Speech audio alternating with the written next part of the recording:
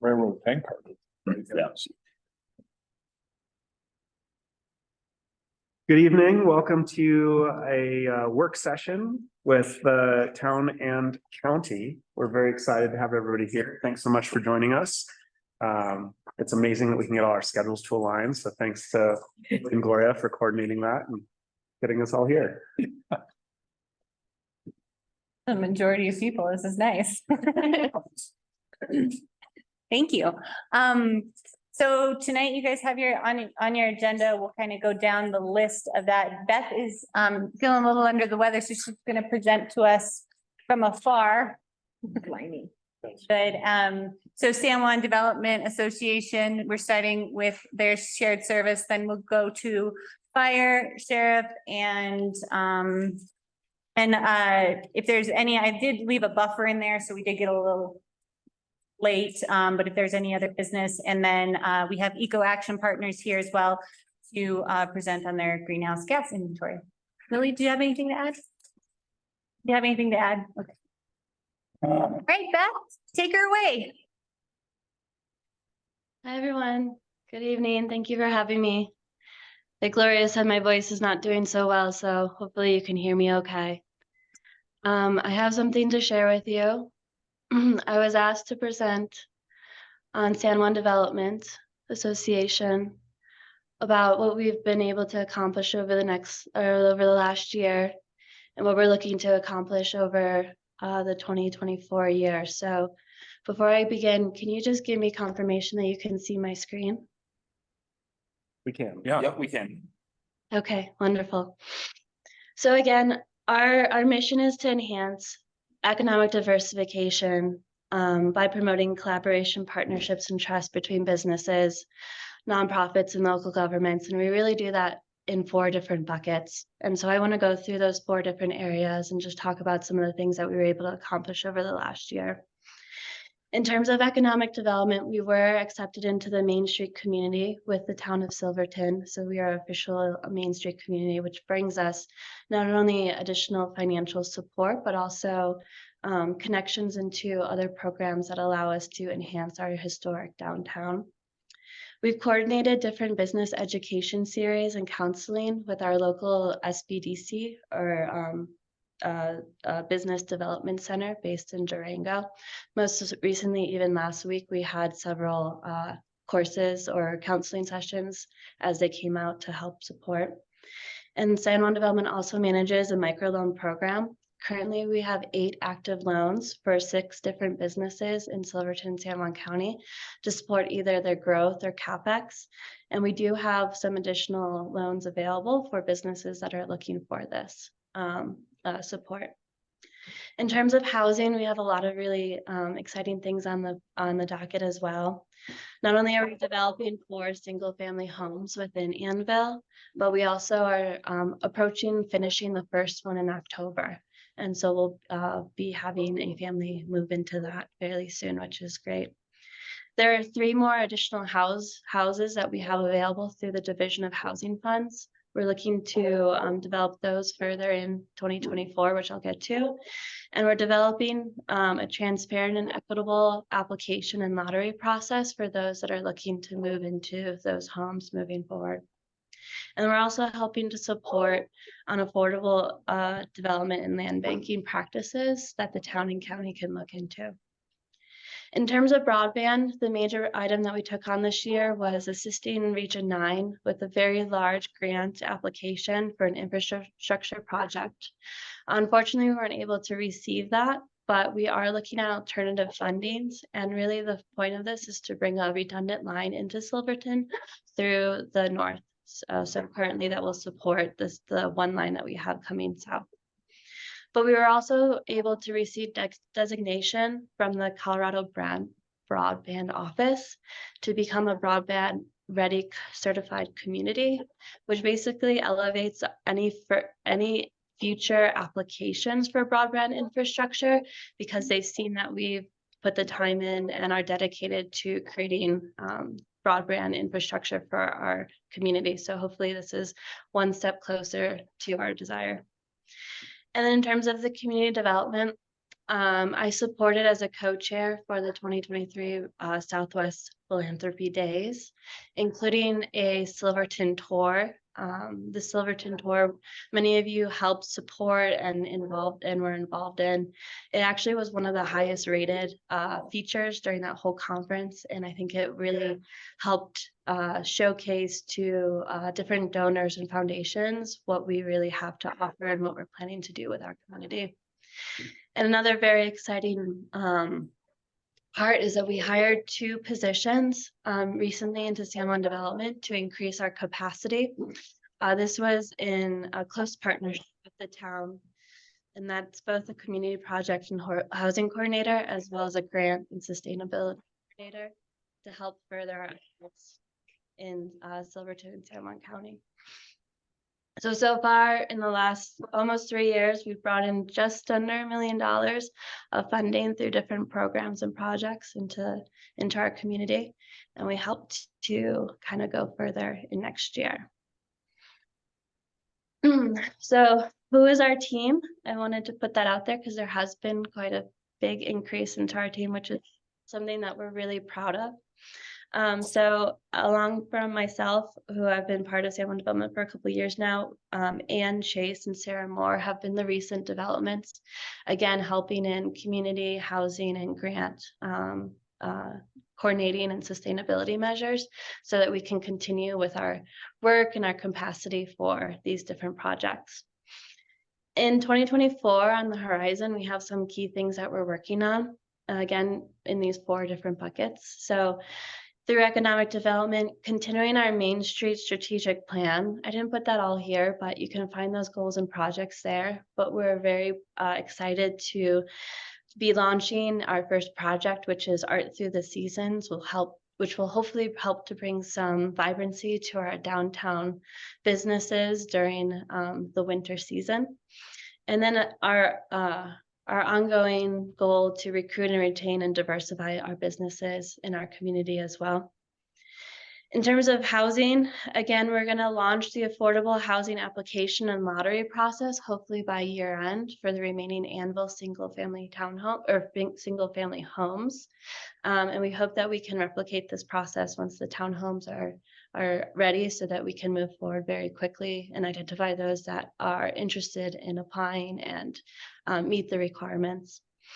We're looking to build 2 more single-family homes in 2024 within Anvil, and then also working very closely with the town on their townhome project in terms of identifying funding and development sources.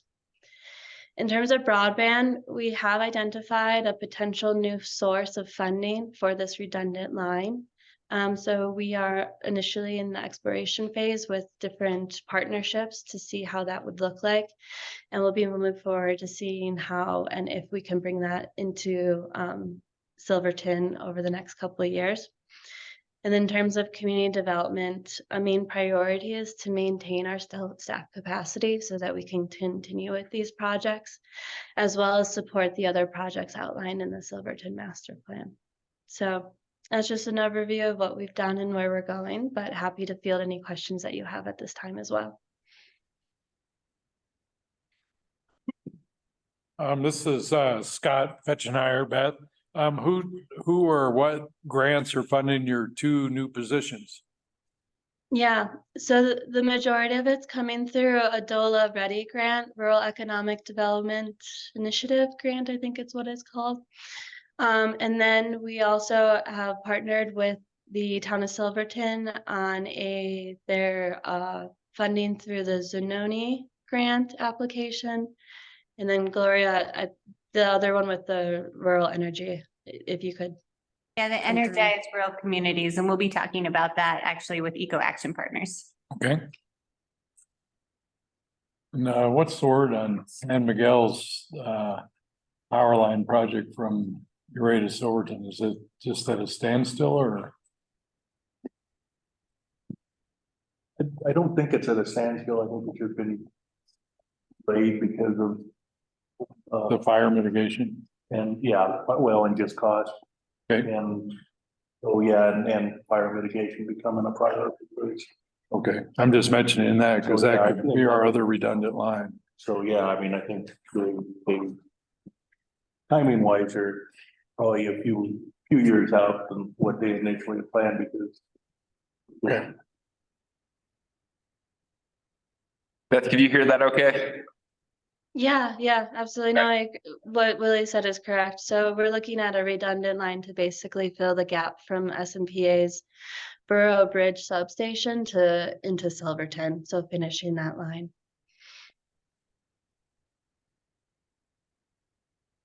so potentially even if. You know, if we can get that piece from town to. The substation out there.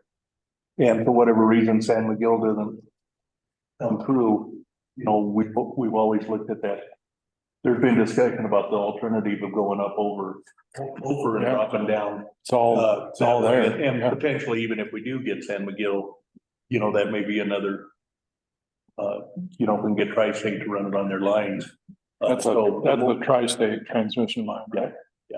So the more feed we have in and out, the better our redundancy is. Yep, no, that'd be great.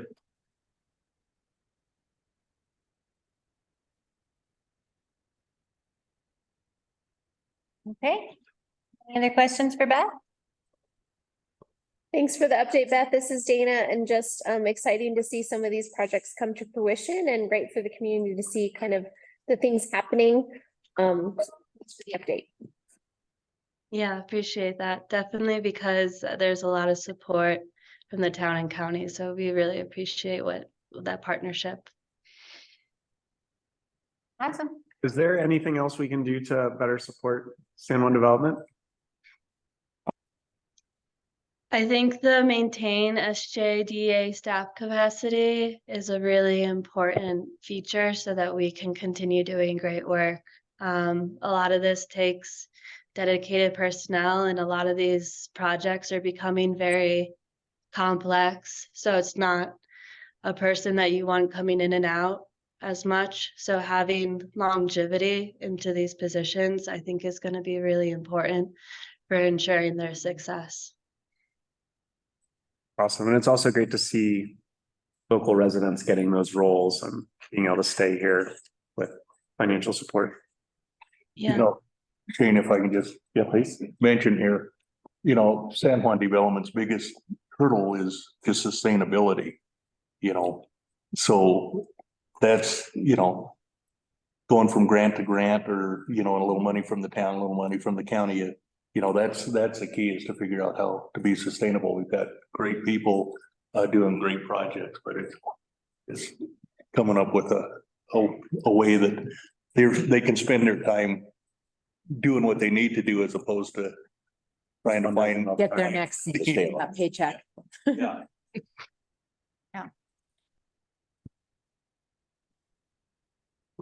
Awesome. Thank you. All right. Thanks, Beth. Thank you all. Appreciate it. And next we have the fire department with their budget, Silverton San Juan Fire and Rescue Authority. Fire department. Good evening, thanks for having us here. Gilbert Archuleta, Fire Chief, Fred Pashing, Assistant Fire Chief. I think all of you guys have gotten a copy of our budget. If you have any concerns about certain line items, it's basically what you're looking at is a little under 10% increase from last year to this year. The biggest increase is respiratory. Right now, we're running 5 airs on our SCBAs and continuing breathing apparatus, and they are made by Honeywell, and Honeywell has discontinued to build SCBAs anymore. So within 3 years, we'll be having to replace 20 units with either going to not Survive, MSA or Scott to replace all of our SCBAs. We won't no longer have parts, or nobody will certify them after 3 more years. So that's the biggest thing. What we're hoping to do is some of this money, part of it will go to still certifying the current ones, but it'll also go, money will be, we'll try to keep money set aside so that we could try to apply for a grant and try to purchase them, and then we'd have some money as a match or to work with, so. That's basically the biggest increase we have in the budget this year. You guys have any questions about the rest of them or any line item or? Do you have anything that compares this year's budget with last year's, just to see where the increases are and everything? Did I have last year's budget right here? Okay. We have copies of it. Oops.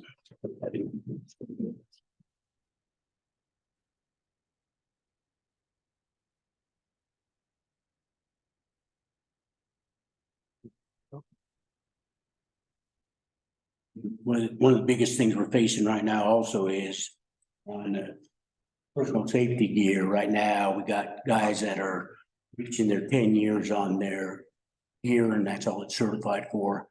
So we So have you have to get new gear then. right now for a pair of bunker pants, boots, jacket, helmet, Nomex hood, and the gloves. You're looking right at $4,000 to outfit one guy. It's a lot. So that's one of the things that, you know, not in this budget, but we'll be, we have our EMS board meeting, something will be brought up there Sure. at that meeting, but that's one of the biggest things that we're facing right now. Are there, you know, for something like equipment, are there ever grants out there that we could apply for, or is it just better to just go for the EMS fund, or? We keep looking for them, and, you know, Okay. I think the biggest thing is, and now with Beth's group and stuff like that, and Sarah working with them, and Gloria's working on that too, that we'll use Sarah to help us write some of the grants and see what. Sure. 'Cause I know ambulance goes after different grants, and there's gotta be all kinds of stuff out there Yeah. for fire departments. Because we've applied for the last 2 years for federal grants to try to get the SCBA's replaced, and we've been turned down. And I think it's by more the quality of how the grant, it's written or something like that, but that's. Or even availability of equipment or anything like that. I'm sure during those big California fires, a lot of that stuff was Yes, and a that's. lot of the thing. attrition, I guess I'd say. That's just like now, if you order bunker gear, you're 6 months before we'll receive it. So we have a guy coming up, fitting the 6 new guys that we have on the department. And by the time they receive it, it'll be February of next year. So just 4 of them guys went to training down at Nashville, Colorado State training. They were down there for 4 days, and we had to switch bunker gear with some of the other guys just so they had gear that was certified to be down there. They won't let you even test or do anything down there. So Sense, but that's, good to hear. You got 6 new guys. yeah. Yeah. Breaking the 50 age mark, I think. Average age is right about 50, so it's not out there in the height by 60 anymore. So So, but that's great that you're seeing some interest. So yeah, that's we're getting fantastic. some interest, and we've got some really good guys that have come on, and young guys, and, you know, and then here in 2 weeks, we'll be having the state, a state representative will be coming up to teach us how to do auto extrication, and most of it's going to be on the new electrical cars, on electric cars and stuff, because there's a lot of firemen getting hurt when they're cutting into them and stuff. Oh, the batteries, yeah. The batteries, and I've seen them on TV where they're in the garage, and if you put water onto them, the gas that's created from the battery mixes with the water and it creates an explosion. But they show us the older ones are worse because there's really no way to identify where the power source is on them. They ran them in different locations. So if you cut into one of them with the tool when you're trying to extricate somebody, you could get. I never even thought of that aspect. So You got a guy, and that's part of, you know, where you see this technical service and stuff. We're bringing in people to train us and stuff on that. no, that's a good idea. You guys have anybody on the department now who's red card certified for wildland fire stuff? Right now, we don't have anybody that's certified. The biggest issue we had with the red card certification is before you could go like for 1 or 2 days and help out. Now, if you sign up and you're red carded, you got to stay there 14 days minimum. So the guys that are employed, most employers can't afford to lose their Right. employee for 14 days. And Yeah, most of the guys can't leave their job for 14 days either. yeah. It's kind of one of them tough things that, you know, just, we can't quite do it. There's, you know, Catch 22. catch 22 there. Yeah.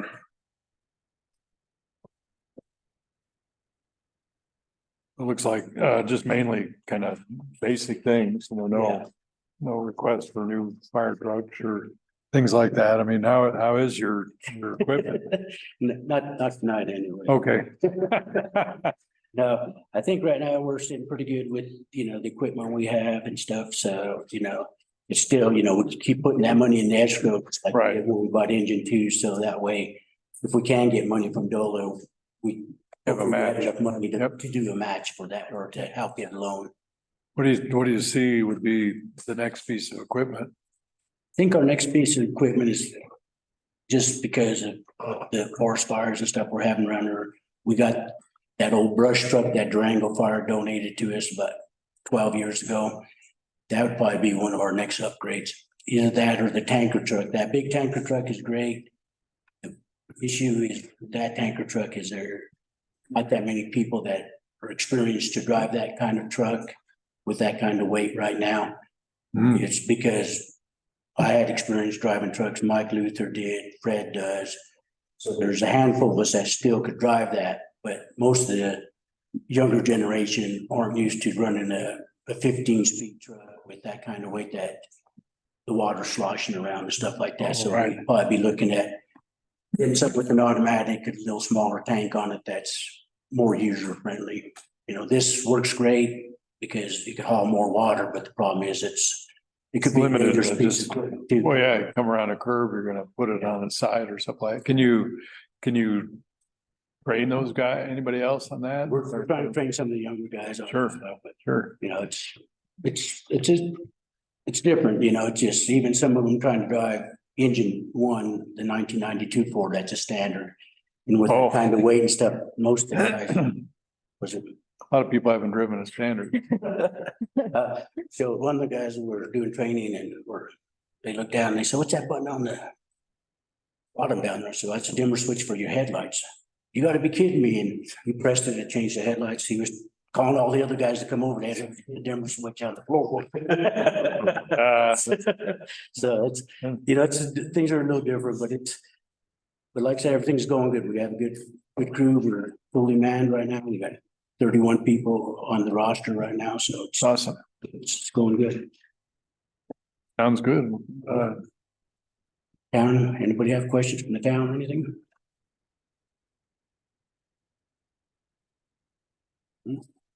Thank you for your All right. time. Thanks, Gilbert. Thank- Thanks, Fred.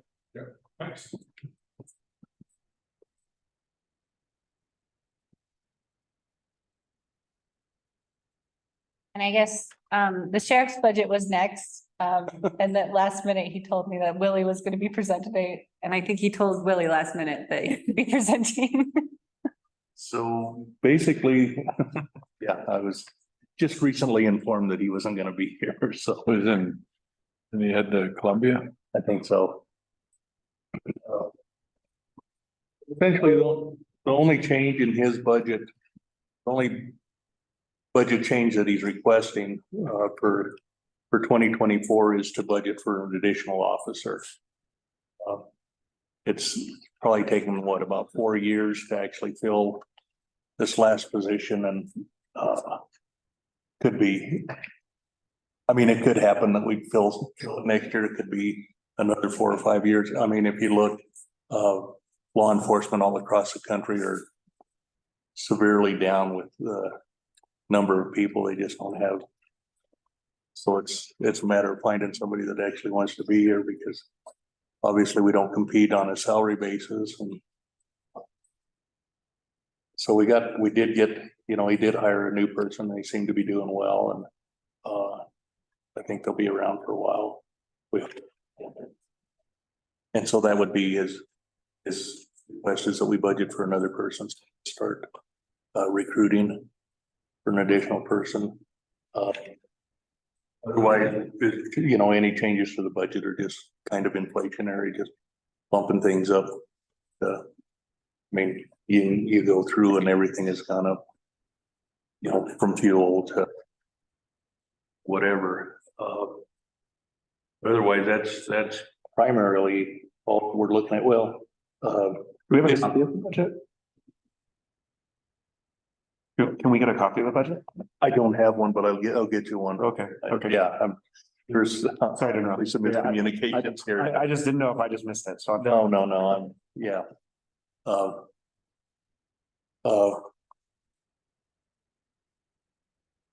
You know, and it actually insurance, and it doesn't even reflect in the sheriff's budget because the way it's broke out by our insurance carrier, but our insurance has gone through the roof the last couple of years, and this last year especially. And they're relating that primarily to law enforcement. And this is happening across the country. The lawsuits and have just driven up insurance, so it's not broke down. And so it's not part of the sheriff's budget, but it is a big chunk of money that we're incurring. I mean, in the sheriff's budget, we do have vehicle insurance and their workers' comp. And those have actually remained pretty constant. Dispatch services, we dispatch, we contract with Montrose, our state patrol out of Montrose to do our dispatch services. That keeps climbing up pretty good. We had budgeted this year 19,000 and they came in at 23,000 per year. It still makes a whole lot more sense and setting up our own dispatch system. But we pay for dispatch and the fire authority pays for dispatch. Ambulance association pays for dispatch. So it's with a chunk of money, but otherwise, that's about all I've got to offer for you. Do you have any sense of the percentage of increase? Do you know? Or does anybody know? We're gonna wait till Sheriff Conrad's back to. Basically, we're looking at roughly $100,000 increase total. That's with the insurance and the additional deputy. That's essentially the personnel. The position's about 70,000, and then the rest is just kind of inflationary increases. Jail at this point, knock on wood, We've been really lucky. we've spent like $130. Probably a little bit more than that now. We might. Everybody be good. Still time. There's still time. Everybody be good. Yes, please. We've been, in the past, we've had 40, 50, even $60,000 jail bills. And the last few years, we've been real fortunate. They've all been under 10,000 and last couple of years. And part of it is some of the changes in state statute. They've set up, statute is to try to get everybody bailed out as quick and as soon as possible. So, that doesn't mean that you can't have somebody sitting down there, but generally we don't have the people sitting down there for more than a day or two instead of weeks at a time, which. I'd rather have them sitting up here with a paintbrush in their hand or something. The 2023 budget was 306,000. Does that mean 2024 is going to be in the 400s?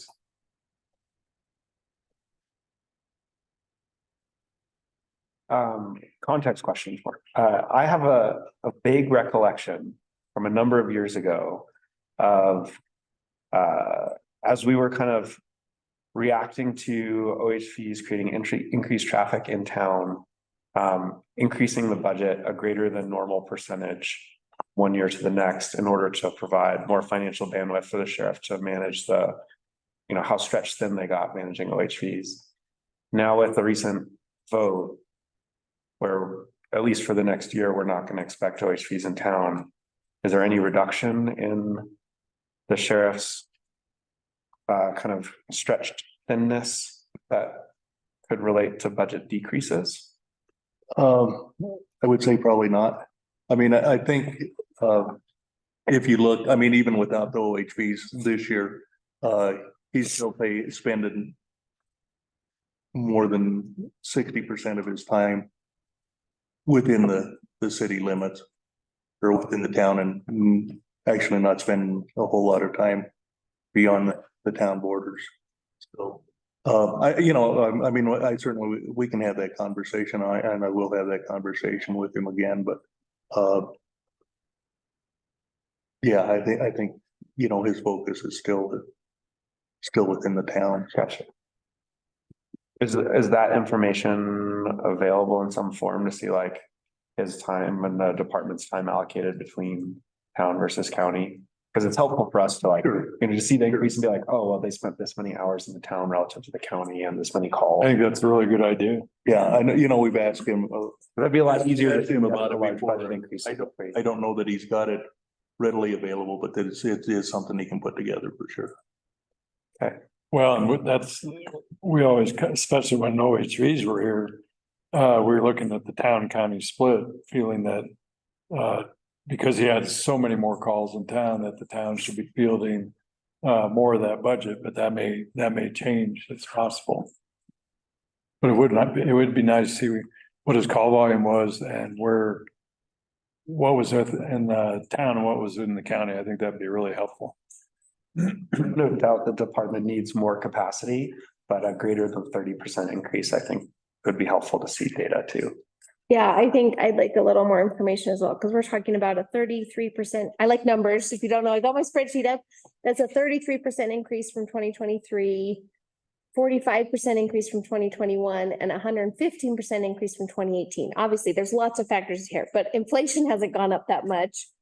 Are we saying visitation to the county has increased or the town has increased, or that there's lawlessness 115% greater than it was in 2018? So I think just, again, putting some context to these numbers is helpful, and for our fire protection as well. So if we're looking at it over time, it's one thing when we're sitting here and I put on my finance committee hat and looking at, well, it's a little bit of an increase from last year, but what is the trend doing over time and how have things changed? And just asking ourselves those questions, I think. Do you guys feel like when your rescue vehicle went out, that's increased the last couple of years with just the sheer volume of traffic that's in this area? Yeah, an increase in calls for, motor vehicle accidents, OHV accidents and that kind of thing. Sure, I figured, yeah, but, okay. Yeah, I think for us, decision makers, just having context to that information, right? The data, like that's what helps inform our decision making, because then we're able to go to constituents or go to the community and say, hey, like call volume has increased by X%, number of calls that so-and-sos are attending to, the cost per call. It just helps I think it helps us be able to sell the story around why town budget increases year over year, or why. So 80% of the calls were in town. You guys are willing to do an 80? It would definitely make the conversation more. Data is helpful. Otherwise, we're just saying like, oh, that's a 5% increase. That seems reasonable. Sure. Oh, that's a 5% increase. That seems too big. Maybe not, but maybe the 30% increase is way more justified than the 5% increase. Yeah, it's hard to know without any sense. Yeah. Even just knowing if say there's a call in town, but it doesn't have another officer on duty to go on or timely manner out in the county or something, it'd be nice to know those type of things even. Helps building context. We're asking each other these questions. To me, it'd be really nice I know he's gone right now, is to have Bruce here. Yeah. And with this data, instead of us questioning each other on this. We're talking of which we do not know. No, and they're all legitimate questions, but he's a person. For you guys to answer, yeah. Having him here with the data would be more than helpful for all of us here. Yeah. Just kind of not really a budgetary thing, but it was an interesting perspective from our neighbors to the north there in Uray County, that they basically haven't been able to afford or nor find the staff for their sheriff's department over there to have more than one deputy on call at a time. Oh, And that has been That's a a big large, county. it's been a large goal of theirs, was to get the service where they could have two deputies scheduled on a shift at a time. And they're hoping that this year with their increased revenue from property taxes, that they'll be able to finally get there after like 13 years of talking about it. So for them, it was more budgetary constraint as opposed to and- staff, and- recruitment and retention. Yeah. Recruitment and retention and being able to find the money to pay those people. Yeah. And is that a split position for them as well? They have, How do they fund that? they have a town. It's all funded through through the municipality. Yeah, both Ridgeway and Uray have town marshals. Yeah. Uh-huh. So it's split. But does the town also contribute to the sheriff or then that's shown? No. Because they have their own departments. They have their own, Gotcha. Okay. but it's a large county. I mean, a Yeah. lot larger Yeah. than area that. Although maybe if it's like, if we're talking about like time versus miles to go. Or like elevation gain. Yeah. Elevation gain, yeah, yeah. I think we should measure it by, miles up. And just, I mean, I read an article the other day and these large departments are down hundreds of officers. I mean, Believe it, yeah. and it's just, it's actually a spiraling problem because they're down officers, so so there's more problems going on. So they have more arrests, so they have to take more of their deputies off the street and put them in the jails. Yeah. And so then there's less people in the street and and you're talking hundreds and hundreds of people and it's. And it's bad for communities. It's not good for communities either. No, not at all. I mean, we've seen it like teachers, teacher retention, first responder, all of it. It's they just, said they can't get enough nurses because there's not enough nurses to teach. So it's. Well, let's continue this conversation when Bruce is here with us, I think. Yeah.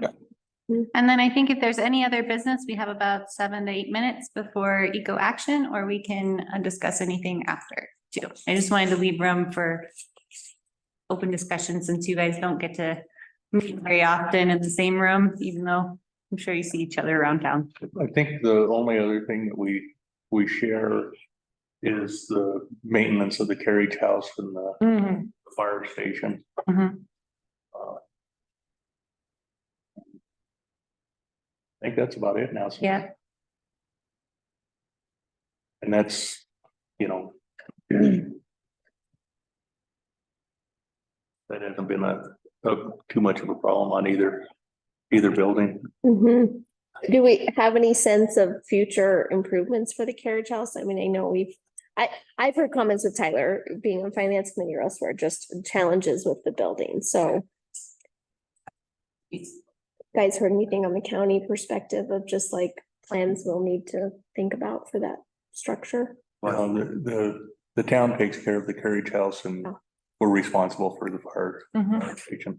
Yeah. And also just for clarification, if it's a repair or maintenance in the carriage house side, the ambulance side, we split that 50-50. If it's something that pertains to the whole building, Yeah, we split that 75-25 because you have, so if you had to replace a roof, yeah, because half of that's over your public works, you would pay that, you would cover that cost and then we would split the cost over the carriage house. Tyler has been vocal that they need a new station. Yeah, So that up. he's been working on trying to put together the plan, and then the challenge is getting the funding, even though we have a fairly decent emergency fund balance, which will go heavily towards that. It's not, Be good for It won't- leverage and a grant. it's enough to leverage a grant, but it's won't cover the whole. to cover the whole. Yeah. But. Yeah, we know that they're low on space, and there is some money out there that, I put Tyler in touch with people too. There's the state Colorado Search and Rescue Fund, is over the next like 20 years going to be trying to kind of bolster, search and rescue capabilities and storage for people. And we're not the lowest in the state by any means for the amount of space and equipment and all those kinds of things, but we're not in the top 50% either. Yeah, I know Tyler's been working with Jeff Sparhawk on that, but there's some people like I think Summit County Search and Rescue is run out of a storage unit. We're doing a little bit better. That doesn't mean, stay a whole bunch. Yeah, the bar's pretty low, so. Are there other places in the budget like thinking about that carriage house split or other places where, the sheriff, hi, Jim, the sheriff discussion kind of brought up like, if we receive data and we look at how the calls are split more in the town, more in the county, where we'd want to kind of look at that, where the county would say that split is off, or, looking at things going forward, the way we've normally done it is not really working for us anymore, or just wanted to create an opportunity to highlight changes over time that either are working still or aren't working at all.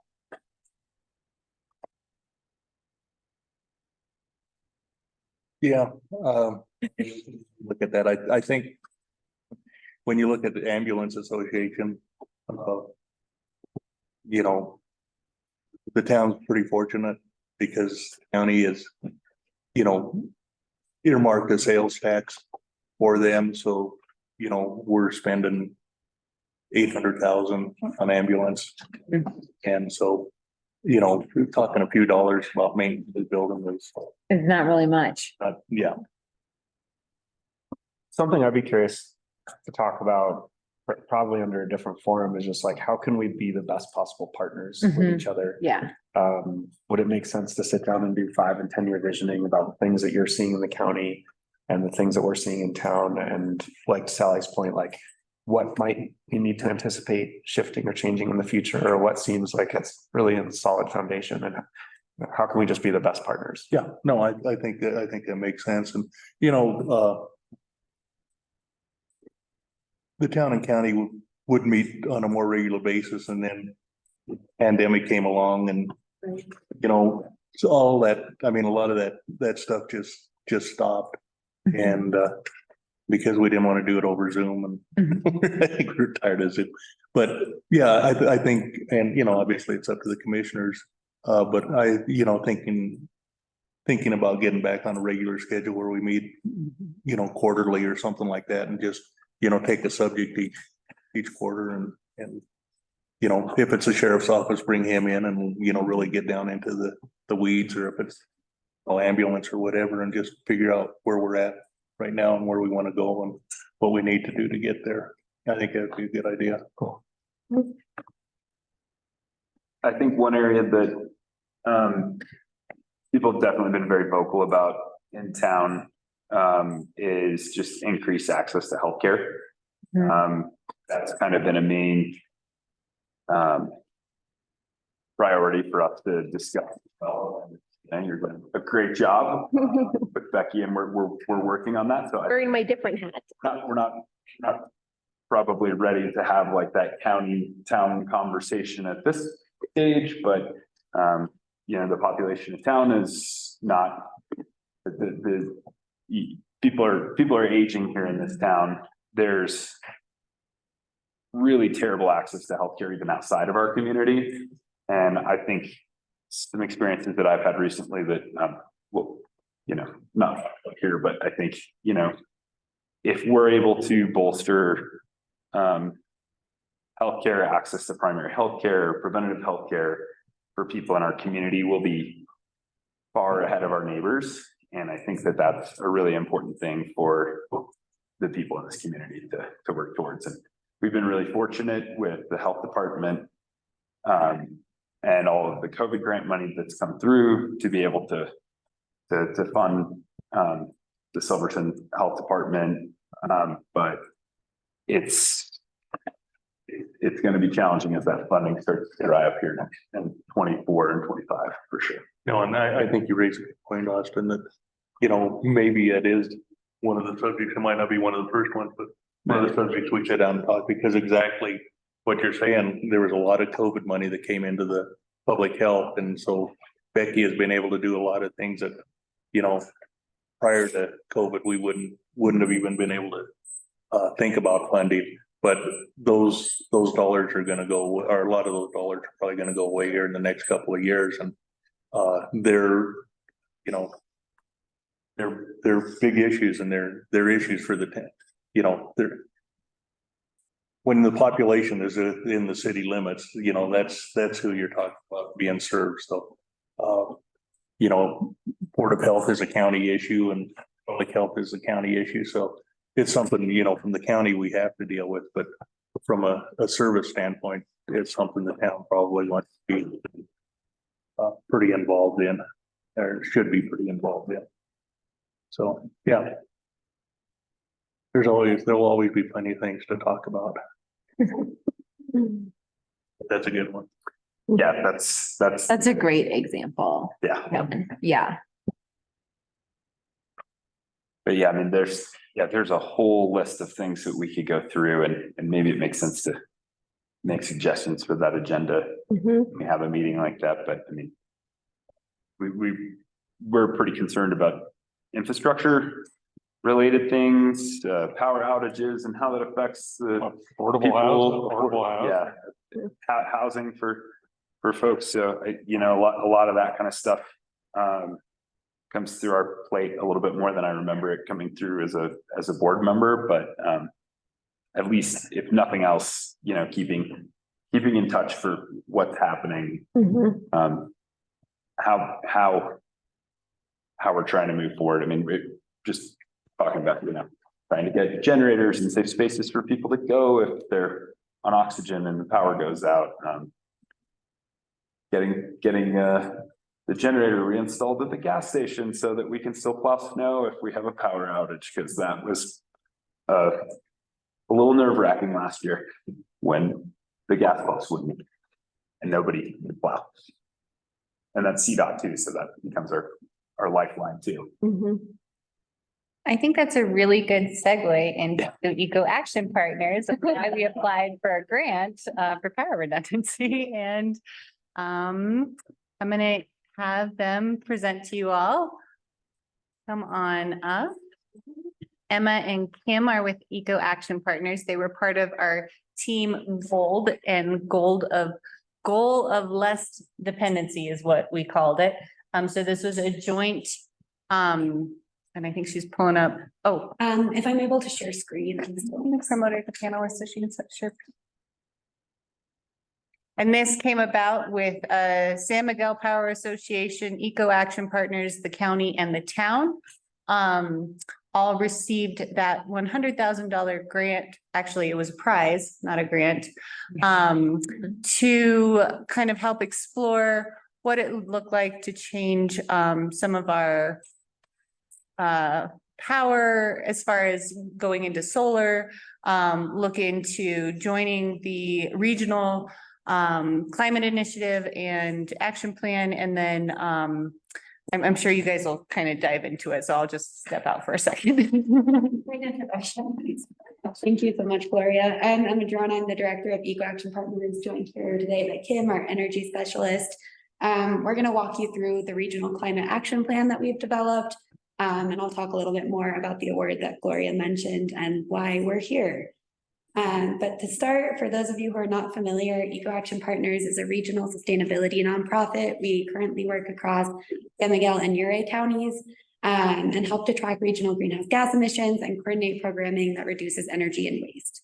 We work in 4 areas. The first is community, empowering and acknowledging our local sustainability action, emissions, tracking our progress towards our regional greenhouse gas emission reduction goals, energy, promoting energy efficiency and renewable energy projects, and last but not least, waste, reducing our waste through recycling, composting, and education initiatives. So as Gloria mentioned, we partnered with San Miguel Power Association, the town of Silverton and San Juan County this spring to apply for a grant through the Office of Clean Energy Development, an award, it's not a grant. And we received this award to do 4 things. The first is to develop a resiliency plan, in your region to adopt the regional climate action plan, develop beneficial electrification planning, and to develop electrical resilience and renewable energy plans. EcoAction Partners is going to be leading number 2 and 3, and we're here today to talk about the climate action plan.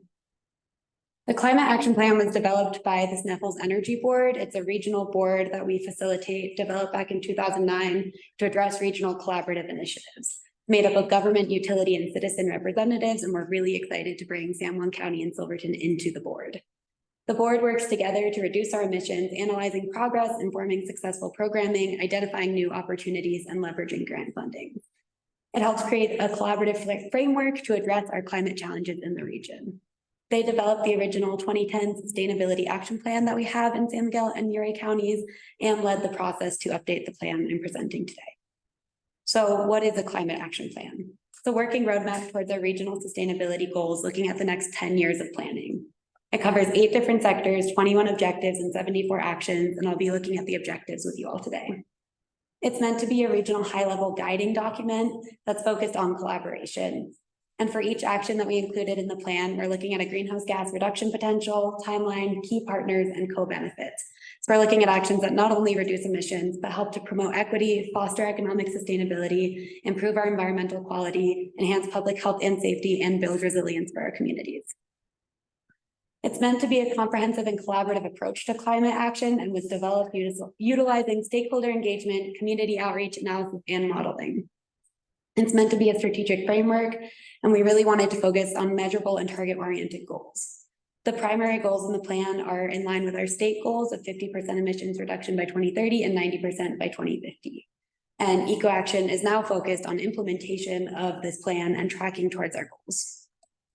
I wanted to talk a little bit more about that comprehensive approach and why we saw the need for regional planning and how it can benefit our communities. We have a lot of shared regional resources because of our remote and rural nature, and it shows the need for collaboration towards our goals. We've also seen common challenges across the region with increases in tourism, cost of living, shortages of affordable housing, and much more tying us together. We also have workforce and goods coming from our surrounding communities tying us to the broader Western Slope region. For all of these reasons, maintaining environmental, economic, and cultural viability of our communities will take the support and collaboration of the whole region. So the Regional Climate Action Plan is meant to do just that. It's an umbrella document that encompasses community-wide and government-specific actions. The plan was developed utilizing our greenhouse gas inventory. We've been tracking the emissions in San Miguel and Uray County since 2010. This is an overview of our 2020 pie chart. We are currently working on an inventory for Silverton and San Juan counties, looking at hopefully a 2010 baseline to be in line with the other counties in our region and a 2022 inventory. Just quick overview because the trends will probably be similar here as they are in San Miguel and Uray counties. Buildings are that blue sector. It's 48% of our emissions, big factor in this plan. 29% is transportation, both vehicles and air travel. And then the remaining 23% is food, materials, and waste.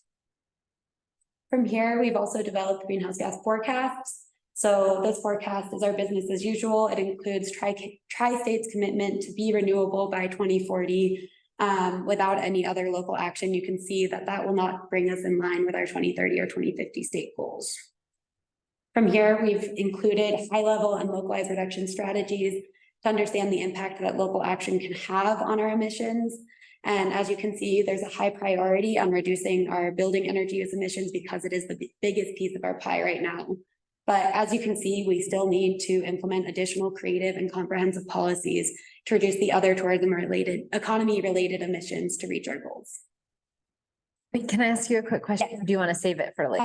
If it's about this chart directly, yeah, we can do it now. It's about this chart. When you're referring to building, Yes. energy use emissions, is that the actual running of a building or is it in the construction process? It's the operation of the building, it's the natural gas, electricity. Okay. Scoping for this community. Yeah, great, thanks. Yeah, we've tried to address construction aspects of the hill envelope. And this opens that window so much wider that it kind of has to be addressed outside. In a separate thing. Of this. Okay, I get it. Thank you. Thank you, Kim. And this data is based off of data from like electricity and usage from San Miguel Power. Yeah, Miguel Power, Black Hills Energy gotcha. for buildings. And so like when we're talking about emissions and air quality, well, you're not specifically talking about air quality. We're not talking about wood burning or coal burning. We're just talking about electricity use. And propane. For our inventory for this county, we'll be trying to obtain data that includes coal. Okay, And fossil fuel. Wood burning is considered a current carbon, so it doesn't count in greenhouse gas. gotcha. Yeah, okay. But these chart, what we're seeing right now is just based off of data from San Miguel Power. What's, It's from San Miguel and Erie counties. It doesn't. yeah. So these will look a little different once we've developed them for. gotcha. Thank you. So from our inventory, we identified 8 high priority sectors to include in the plan, focusing on where we can reduce those emissions and make a difference in addressing climate change. The first is community engagement and policy, energy supply, building energy use, transportation, waste, food, water, and land. I'm going to look at an overview of each of these sectors and the objective level, because I know we don't have a lot of time today, so I'm going to speed through this. I know it's a lot of information, so bear with me. But we do plan on coming back to you later in the future to go over information more in detail for the actions. Not the last you'll see. So community engagement and policy, the sector is looking at stakeholder partnerships, ownership, and policy and decision-making. The goal in this sector is primarily to integrate emissions analysis into our decision-making. We want to center scientifically informed policy and develop community ownership and buy-in. We recognize that the nature of climate action is intersectional, and this interconnection requires actions across the board if we are to reach our goals across our communities. We also want to recognize that individual actions do make a difference, and if we are to reach our goals, we're going to have to work collectively as a community to get to that point. So the primary objective in this sector, increasing community engagement and continuing to prioritize collaborative and intersectional decision-making and action implementation. Moving on to energy supply, this is looking at our electricity and natural gas use. The focus in this sector is transitioning to renewable resources. We've worked closely with SMPA, and they have a goal right now of 80% renewables by 2030, and in line with this Colorado state plan of 80% reduction of electricity production emissions by that timeframe as well. Quick overview of our sources of electricity, again, in San Miguel and Erie counties, and this is something that we will be looking at for San Juan County as we develop the inventory. But I just wanted to highlight that between 2010 and 2020, we did have an increase in renewable resources as a part of our electricity supply from 14% to 37%. So it's great to see that growth, and a lot of that coming from local production. So the primary objective in the sector, increasing the percentage of our electricity provided by renewable energy sources. Moving into building energy use, so both commercial and residential buildings, it's almost half of our emissions. We're really excited to have some accomplishments, including SMPA's Totally Green program to help members offset 100% of their electricity use, and a noticeable increase in local net metered systems across the region.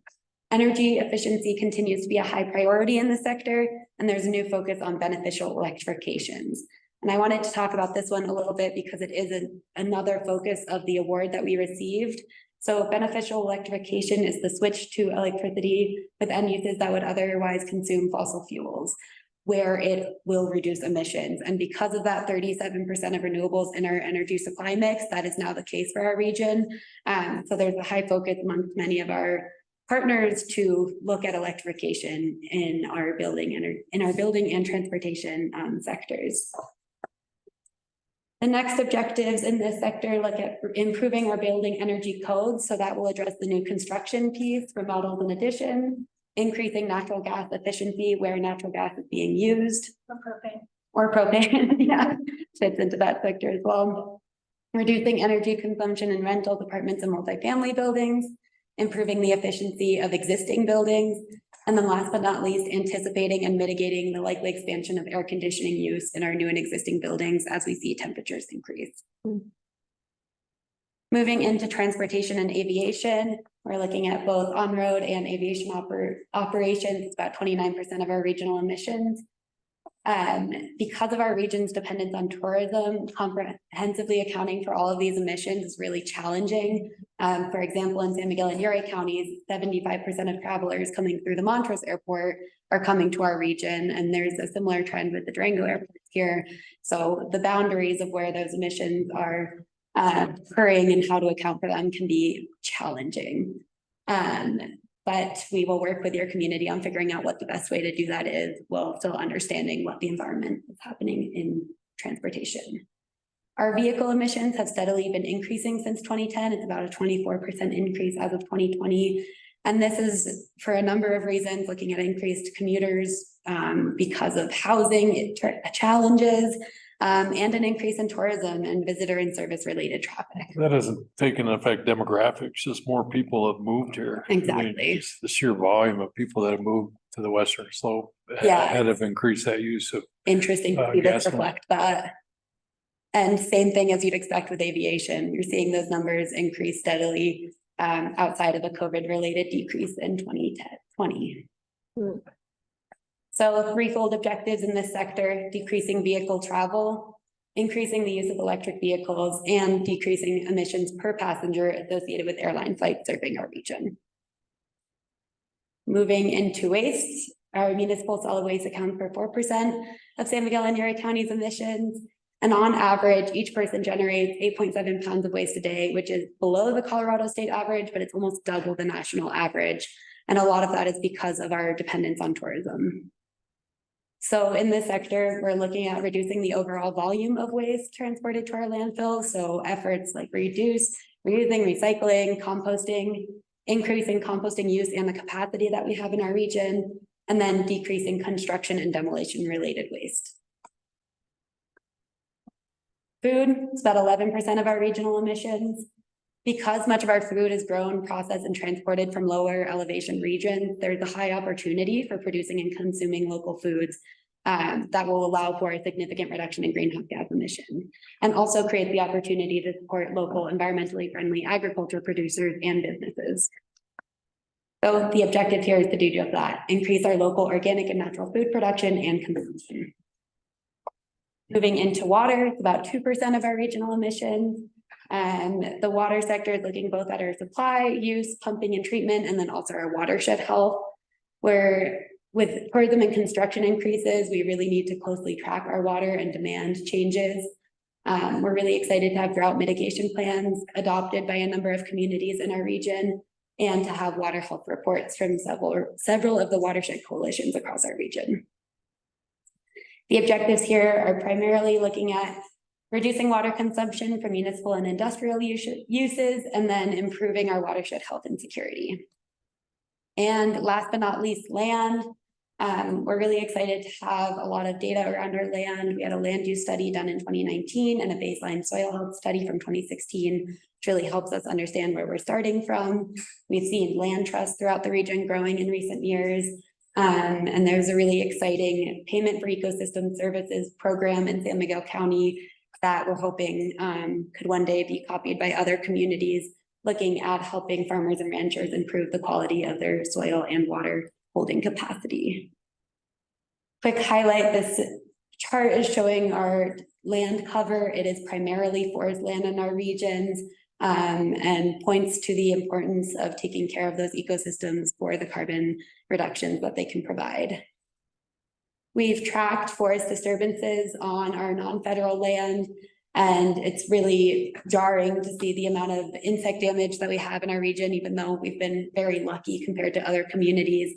This damage still prevents our forests from removing carbon. It increases the risk of severe mudslide and fires, and disrupts soil stability and flood control. So the impacts of these damages are really huge, and it points to the importance of forest health initiatives.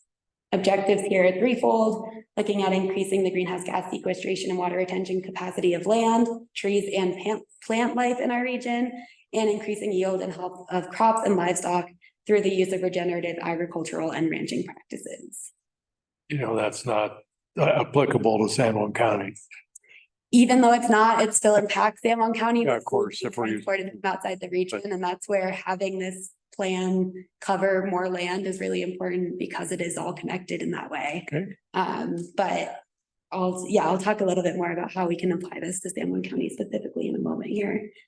That was a lot of information, and this plan, I need to remind you, is looking at the next 10 years of planning. So there are a lot of actions and objectives that aren't addressed right now, but hopefully will be soon. And that aren't just the responsibility of Eco Action Partners or of Silverton or San Juan County or other government partners. The plan is truly a collaborative effort, and when you look at the actions, we have identified partners who will be taking the lead on each of those actions. But I wanted to take a look at a couple of the actions that Eco Action Partners is leading right now, currently from this plan, that we will be bringing to Silverton and San Juan County through this award. The first is a Renewable Energy and Beneficial Electrification League. We call it REBEL, bringing together energy experts in the region to talk about the transition to electrification and renewables, to make sure that it's successful and that we understand the challenges that will come with that. Eco Action Partners is also developing an EV readiness plan. It's a key step in opening up a lot of the federal funding that's available for EVs, and we will be bringing you all into that plan. We also facilitate the Colorado Affordable Residential Energy Care Income Qualified Weatherization Program here because it's SMPA territory. So it's free weatherization upgrades that up to 80% of the area median income. And we do already offer that program here, but through this award, we have the opportunity to do more marketing and communications around the benefits of this program to hopefully increase our numbers of homes served in this area. Also have a green business membership program, hoping to address the commercial building stock, helping our businesses to be more sustainable and hopefully reduce costs while addressing their sustainability goals. We can provide building energy code update support, so addressing the new construction. And last but not least, provide education and resources around energy incentives, both for residential and commercial projects. So what's next? Kim mentioned this a little bit. You'll be seeing a whole lot more of us in coming months. We're planning to host an in-depth work session with the Silverton and San Juan County representatives who are sitting on this NEFL's energy board to go through each of the 74 actions in a bit more depth than we're able to in this presentation today, and talk about where Eco Action Partners can support you all with those actions, where they don't make sense necessarily for Silverton or San Juan County, and where things might be missing. We will also be undergoing a community education and outreach effort to create community buy-in and make sure that this plan is representative of your community and the interests and needs that are here. From there, we will be developing a Silverton and San Juan County specific appendix to the plan, since it's already been developed, to address those changes and differences and what support is needed specific to your communities. From there, we're hoping to have official government adoption of the Regional Climate Action Plan and focus on implementation. That's our biggest goal, is to not have this plan sit on a shelf, but support our communities with moving these actions forward. With that, I want to say thank you to everyone who helped in developing and implementing the plan. It was a collaborative effort, not just from the governments and communities across the region, but a number of organizations, SMPA, our libraries, and other community organizations, and now Silverton and San Juan County as well. And with that, I will open it up to any questions. I have a question. Okay. We have a code rewrite happening, and it seems like some of these things, some information would be really useful as we go through that process. And I think there are opportunities for along the way for engagement on that. And I think having the breadth of your experience and information would maybe be helpful in that. And I just wanted to toss that out to the group and maybe to you, Gloria, to see if there are ways we can overlap that input and that process. Yeah, we can talk more about that. Absolutely. What type of code? Our land use and development code. Yeah, that is.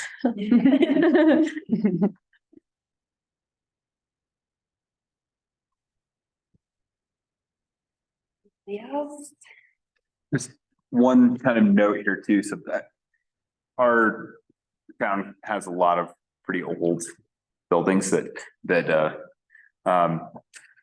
are historic, but you know, the efficiency isn't maybe the best on them, but just as you guys kind of work through and developing your plan to just there's a lot of focus on keeping our historical land sites intact and keeping kind of the character of the Victorian mining town intact. So we've had a couple things kind of come into conflict. The one example that I'm going to throw out there is just like, so we had some folks come in and say like, hey, there's all this money for putting EV charging stations up. And then they brought us the picture of the EV charging stations and they look like these giant orange things. And people are like, is there any way we can make those look a little more historic? And they were like, they just disappeared, you know? So just something to like keep in mind when you guys are developing these plans. There's ways to keep, you know, historical integrity intact of the downtown corridor. That's helpful. That's a good, very good input, and we certainly have a lot of experience in that. Yeah. Telluride's historical district. Yeah. So. Yeah. Yeah. Definitely specific tricks toward updating buildings while keeping them looking. Yeah, for sure. Yeah. I guess also you kept interjecting that. I don't know if we ever have a chance for natural gas. Ever. That I maybe in the future, but propane. Yeah. Or deals when you're studying that. Gas isn't even in the game, I don't think. At this point, it's a direct transition from propane to electricity. It makes no sense. And trying to transition the rest of the region from propane or natural gas to electricity as well. Okay. Yeah. I live in Ophir, so my community is on propane as well. Yeah. But that's 1% of the overall San Diego County and Erie County percentage that, and I have been unable to obtain any data the entire time of tracking greenhouse gas. Hoping to be much more successful in obtaining data for Silverton for propane since it is such a. How does the like accountability piece work with the climate action plan? I know like a lot of times you're setting really lofty benchmarks. But is it through you guys, or like I know the state has its own goals and you're kind of matched with those, but who's kind of like keeping us on track? Yeah, so in the plan, we have an appendix for each of the individual jurisdictions included in the plan because everybody has those different goals that differ a little bit from the overarching goals in the plan and from the state. So we keep track of that throughout the plan. And then I briefly mentioned, but Eco Action Partners has developed an implementation tracking tool that is looking for each community individually at the progress that they've made at their individual goals, at what support is needed for that, and at their different timelines, because we recognize that it's different for each of the communities we work with. So we'll be working with you all to fill that tool out and keep it up to date. And it's meant to be utilized by both us in that sense and also by you all. We want it to be helpful when you're looking at these actions and what your goals are. So we'll work with you all on getting you into that tool and using that. It's a kind of scary spreadsheet. It's not as pretty to look at as the plan, but just understanding that progress in your different timelines and what might be in here. We also have established kind of a method for tracking greenhouse gas emissions on an annual basis. We don't necessarily, in the past, we kind of reported on it annually, but we found that that's almost too much. We've shifted over to an every 3-year reporting practice that we actually do track every year. So you can see the fluctuations, whether it's, an extreme winter that is an impact, or COVID, versus if you weren't tracking everything between years, you wouldn't necessarily see those. But that data also helps inform, one of the key things that came out of the electricity chart that Chief showed is that even though we've grown from the population, we've grown from economy, we've grown from tourism, our overall electricity use has actually stayed steady or slightly decreased. So our efficiency measures and the things that we've implemented have had success. And without that annual data tracking, we wouldn't be so we'll report back and show you what the data looks like. We do report on it annually to the Samples Energy Board too. So we were slightly up in the 2020 year, but not very much at all, considering how much the region has grown. So those are the types of things that we track more granularly than just the overall pie chart, to be able to see what's working and what's not and what areas are weak. Go ahead. Oh, no, go for it. I was just gonna say, we're in the practice of meeting with each of our partners on an annual basis to go through this as well and to talk about the actions and progress and support. And if you didn't hear me say it enough, it really is a collaborative effort and we want to work to support you all without telling you what you have to do. So that's where our role fits in. It seems like a lot of the federal money that's coming out for renewable energy resources and things like that are really hyper focused on solar versus like hydro and wind stuff. Is that something that you guys kind of get the same feeling from right now? I just, with your graph there before, I mean, it seems like a huge portion of where we're getting renewable energy is from wind and hydro. But it just seems like that's almost kind of at the federal level. Like when I asked about it at the state energy office and they had like the little traveling thing that they went around to the different regions, and it seems like everybody's really focused on solar right now, but it doesn't seem like it's as big a portion of our. I can say that it's challenging to determine where wind or micro hydro can be appropriate versus solar is easier to deploy either on rooftops or on brownfields or other locations, especially in Colorado where we have a lot of sun. So I do know there's funding for geothermal, there's funding for all of the different renewables, but I think there is a focus, especially in our state, on solar for those reasons. Okay. It takes just a lot more to get a different type of project going, and the locations are harder to identify. Okay. That are close to where the power grid can receive that energy. Yeah. That's another limitation of where you can put renewable energy. It has to be kind of close to where there's a transformer or something else where it can be received. Okay. Certainly focusing a lot on solar in our region for that reason. People ask a lot over, well, what about wind? There's lots of wind. I was like, yeah, and it breaks. It's blowing like blazes, and the equipment doesn't do well in that type of scenario. Maybe the others, there's a lot more moving parts and things like that versus solar. Yeah. But up high on the pass, you get that big venter, it's always blowing up there. Okay, so the equipment can handle it, that would be. Yeah. Again, there's not a transformer up there because it's not where we're using power. Yeah. You mentioned the weatherization and the affordable residential energy program. Just kind of curious about how that might play out in Silverton. We have quite a few older homes. We have 30% of our community is over 60. So just support both in like material audits, materials, and labor to do that kind of work, especially if we're talking about lower income households, that kind of stuff. So can you speak to that at all? What might be possible? The Southwest can do quite a bit of that. Yeah, so I know Housing Solutions does it. So also like what role you guys would play in that in relation to other partners that we have do that work? So with the income qualified program, it is already offered here, and that's a lot of the work that we're used to doing is with these historic homes. We deal a lot with there not being enough contractors. We have really good relationships built across the region for that program specifically, and an in-house contractor who can do a lot of the work himself, which is really great. So it's a huge benefit of going through that program for our income qualified residents. Because it definitely speeds up the process for a lot of those projects that otherwise on your own would be really challenging. Something else that we work on as an organization is workforce development. So we're working with a number of partners on identifying those gaps in what we need for energy related contracting work, and providing funding for trainings and resources and that education piece so that we can develop a stronger workforce, not just for San Miguel and Erie counties, but for the whole Western Slope. So something we're working on. It's definitely a huge challenge and an ongoing project, but it's moving forward.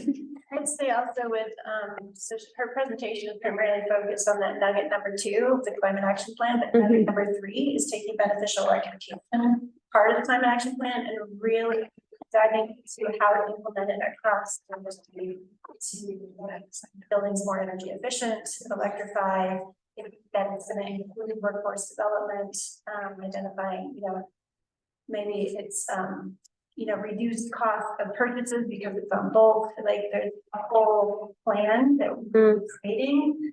And looking for input on for how that would work best, and hoping that then that plan, we can get more funds to implement it, but also it can be replicable for other communities. So we'll definitely be kind of focusing on that, And this award is leading into a phase two that is a bigger pot of money for implementation that we will be applying for, and it's not a shoo-in, it's a competitive process, but hopefully with this planning process and the collaboration that we have a good leg up to bring that funding in through the same process, which would be really great. Yeah. And I think especially for these kind of weatherization projects, you have an easier sell, I think, to community members, because even it's like, oh, you should put solar on your roof, or just like you'll pay less in propane because we're gonna caulk your house and your windows, like it's an easier sell for people, I think, to get on board with some of those projects. Especially with the income qualified program. I mean, it's no cost. Yeah. We're doing so much for homes. I mean, we address safety issues a lot of the times, looking at gas leaks and just creating more comfortable homes for folks. So it's not just looking at utility use, but there's, so many benefits to it, and easy sell, but definitely the communication is a important piece. We'd like to continue the conversation, but we're supposed to have a 6:30 kind of commissioner meeting, and we have an appointment at 6:45. So let's just continue this conversation. Thank you. Thank you so much for your time today, and don't hesitate to reach out if any other questions. We'll get you our contact information and everything. Thank you. Thank you. Thanks for dinner. Yeah, thank you.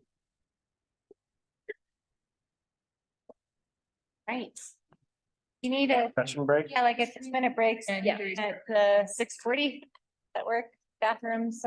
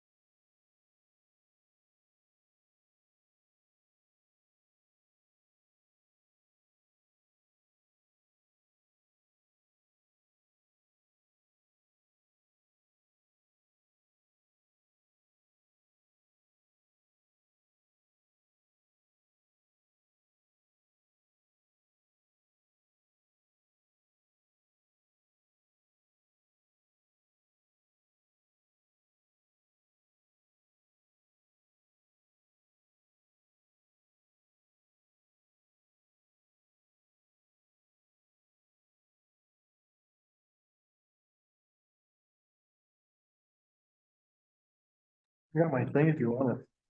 Awesome. Good evening. Oh, we're good, right? Good evening, everybody. It's October 9th. The time 6:43 PM. We just completed a joint town county work session, which was great. Please go back and watch the recording. And we are now beginning a Silverton Housing Authority meeting. It was the very first one. This is an exciting moment for us. Excellent. So we will start by doing roll call for this meeting. These meeting minutes will be taken separately from our regular trustee meetings, as this is a separate entity. Trustee Edwards, Here. trustee Cranker, Here. trustee Harper, Here. trustee Bierma, Here. trustee George not in attendance, Mayor Pro Tem Barney, Here. Mayor Furman. Here. And can we please promote Clayton to panelist? And my understanding is that the only item on this meeting's agenda is the consideration and potential adoption of the Housing Authority bylaws. That is correct. Great. Yes. Did you all get a chance to review the bylaws? And do you all have any questions? Clayton is here to help you through it.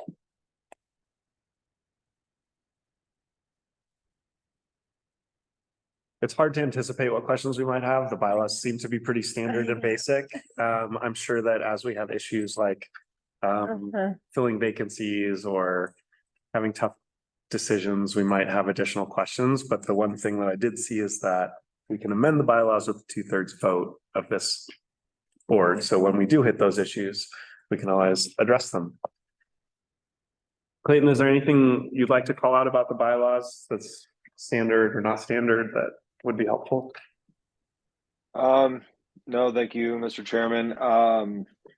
The bylaws are generically simple for that reason, so that you guys can build on them and add and subtract as you see fit. I didn't want to try to put any unnecessary boundaries on your decision-making process, etc. So that's all I would add.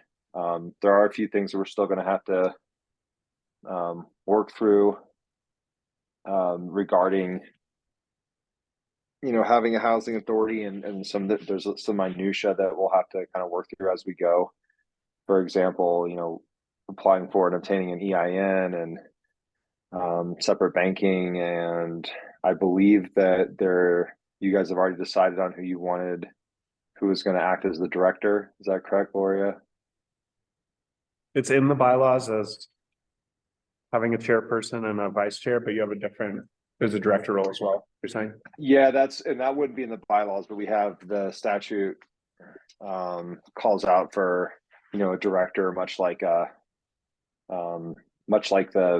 there's a town manager and then a board of trustees, somebody that can actually administratively accomplish what you guys want accomplished. And some people do that by into their town manager, and I don't recommend that. I think it should be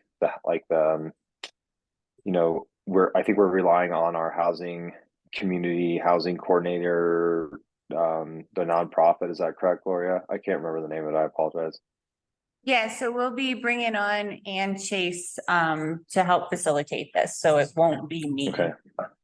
Right. Okay. So Miss Chase then would be, you guys can talk about that and when you appoint her director or whatever you do, but that wouldn't be in the bylaws. I'm just kind of letting you know that once you accept, the bylaws and adopt them, that doesn't mean that we're kind of at the end of the road here. We're just trying to do this incrementally so that it's palatable. Great. Any other questions or? And Anne had a predetermined, she had booked a vacation about 2 years ago during this time, so she's not here today, but she'll be at the next meeting. Do we also need any type of resolutions that actually appoint us in the roles that are listed, or are we automatically appointed by the creation of the housing authority, given the structure that's required? We did that. The board appointed you guys, so you kind of appointed yourselves as trustees into the commissioners' roles, and then we signed that certificate at the last regular meeting. And so now, your first role is going to be passing your bylaws, and then there's another resolution in there that basically accepts and accepts the authority that was given to you by and through yourselves as the board. So you all have previously been appointed and are now the ex officio members of the housing authority. Great. Yep. Would someone like to make a motion? We'll make a motion to adopt presented bylaws for the Silverton Housing Authority. Second. Thank you. Roll call, please. Trustee Edwards, Yes. trustee Cranker, Yes. trustee Harper, Yes. trustee Bierman, Yes. Mayor Pro Tem Barney, Yes. Mayor Furman, Yes. trustee George not in attendance. All right, so we've concluded our one item of business. We will now take a break, I guess, and we have a regular meeting beginning at 7 o'clock in 12 minutes. Perfect. You Clayton. Thanks, everybody. We should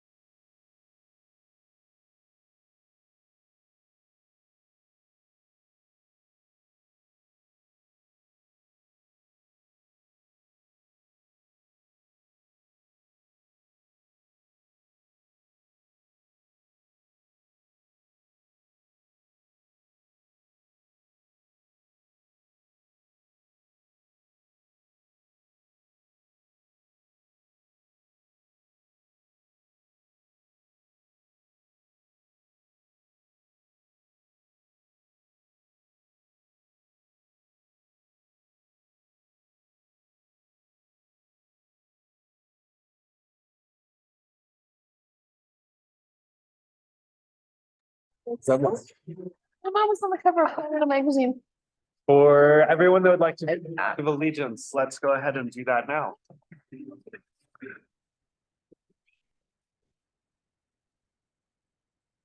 I pledge allegiance To the flag, of the United States, the republic for which it stands, one nation, under God, indivisible, liberty and justice for all.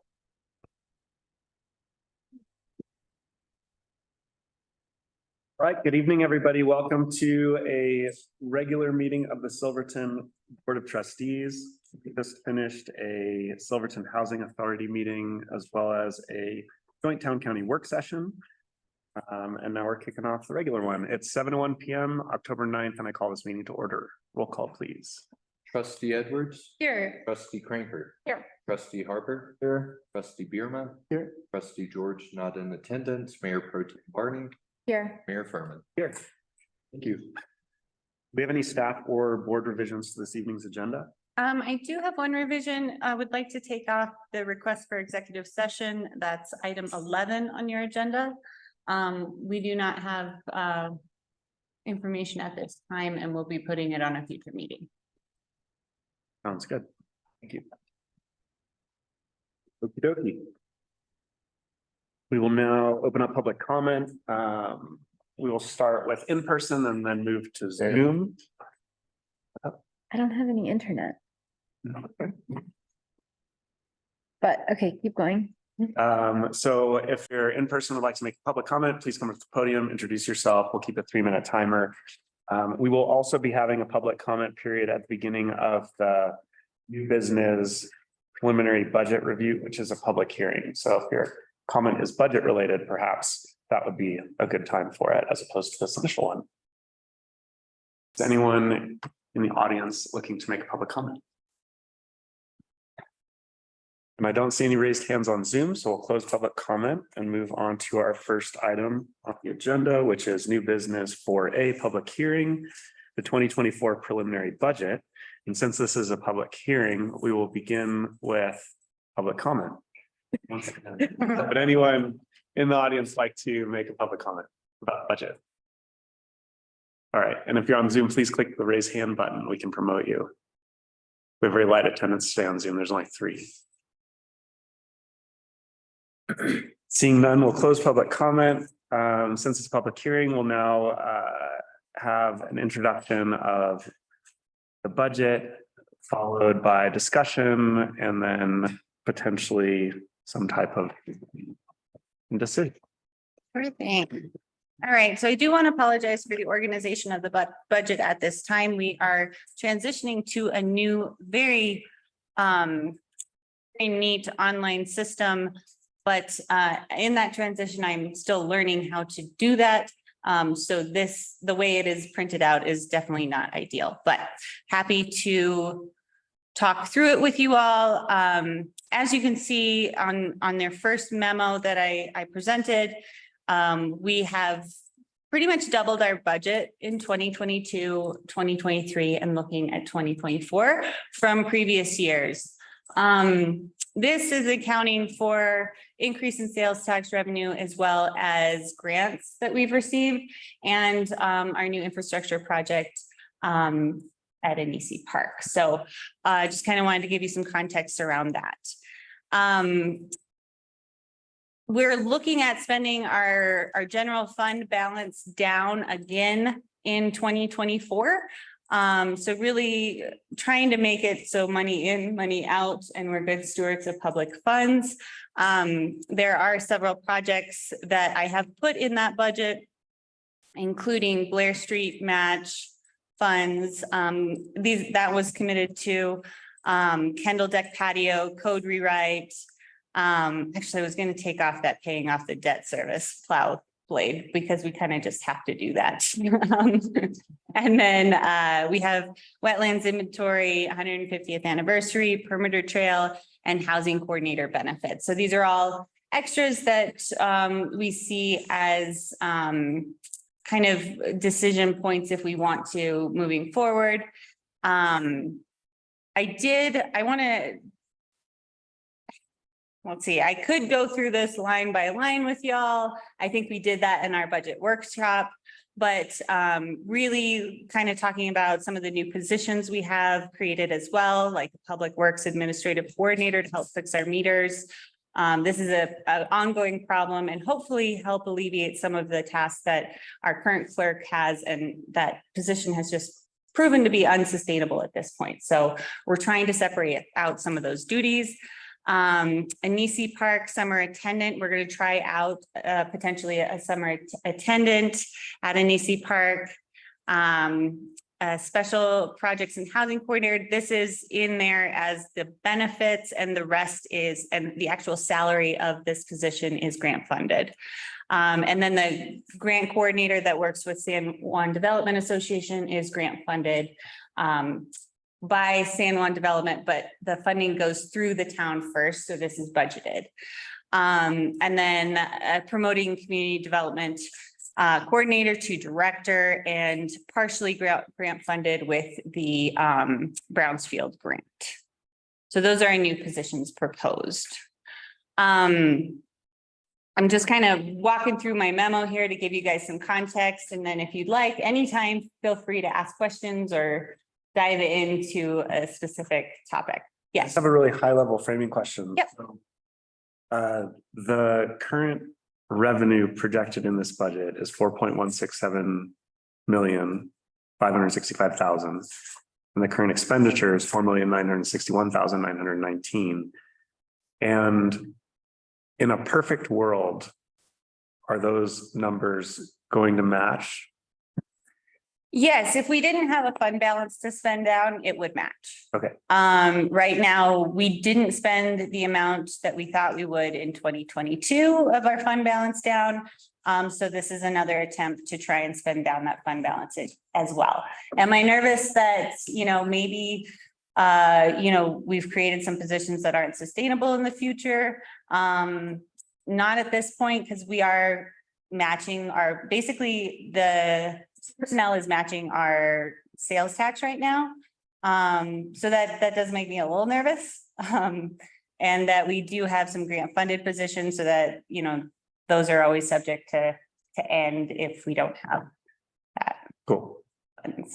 I had two other kind of similar questions. So the next one is, what's the ideal projected fund balance for us in the circumstances? Right now, we're projecting 134,856 at the end of spending all of this. Do we want to spend that to zero, or do we want that to, are we targeting like 250, or like what's the target fund balance? Honestly, I'd like a little bit more of a buffer. We do have our $500,000 in reserves. So it's just me thinking conservatively. But I mean, ideally, I'd like to have 200 to 300, but that's really an arbitrary number just to keep me happy. So, which is leading to the last question, which is going to help me make a bunch of suggestions or decisions or other questions tonight, which is, my understanding of this version of the budget is that this is an assumption of a yes to everything that's been proposed so far. Correct. So every partner, every nonprofit, all the emergency services, we've just taken the budget presented, regardless of how much it's increased or the justification for the increase. We've just added everything in as a line item. And so it's quite possible that as a result of our discussion, the projected expenditure decreases somewhat. And it sounds like we should be targeting a decrease in the ballpark of $70,000 to $170,000 to hit your comfortable level of projected fund balance. Is that? I think that about sums it up. And we do have a list of outstanding items too that will need to be changed as well, like our administration fee revenue, sheriff's budget. Like some of the items have been carried over from last year. This is line item budgeting as opposed to like zero-based budgeting where we start from zero every year. So just going on the assumption that we've been doing line item budgeting for years, this is a lot of the lines are last year's lines carried over unless there's been an ask or a change. Cool. And I guess the one that I thought of just now is just my very last question, I promise, is there anything material that isn't currently reflected in the budget that we're discussing tonight that we would say, oh, there's another $170,000 thing that we probably want to put in there? That's been already the subject of lots of discussion, or a trustee priority or something like I that. hope I didn't miss that, but I'll look through that and see. I mean, we don't have an updated sheriff's budget. And we did just talk to them earlier, or to Willie earlier, that there might be an increase there. And then there, as far as revenue goes, if we do calculate our administrative fees the way we have been calculating them, those will likely go up as well. That's awesome. Thank you.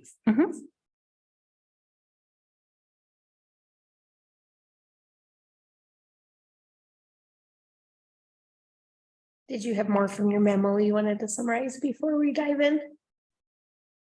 I would just highlight a couple of our funds, a general fund. We've kind of talked through a little bit of that, but so as far as, you know, there's the water fund and the sewer fund, which right now are not sustainable. We're losing money in those funds every year and spending down those fund balances when we should be gaining funds and actually saving up. So we are in the middle of 2 rate studies right now. One of them's for free, which we've been in for like the last 2 years, I think. So we decided to pony up and pay for one to try and get an actual rate study done. And we're in the middle of that right now. And as soon as we get that information, and I'm hoping by November or December, we'll be able to give you all kind of an idea of what rates might look like in the future, a plan for rates, and how we might readdress administration fees as well. Because right now in the water fund, particularly the water fund, we are charging the water fund for the administration fees, and it's the same amount that we're getting in revenue right now. So it's just not sustainable at this point.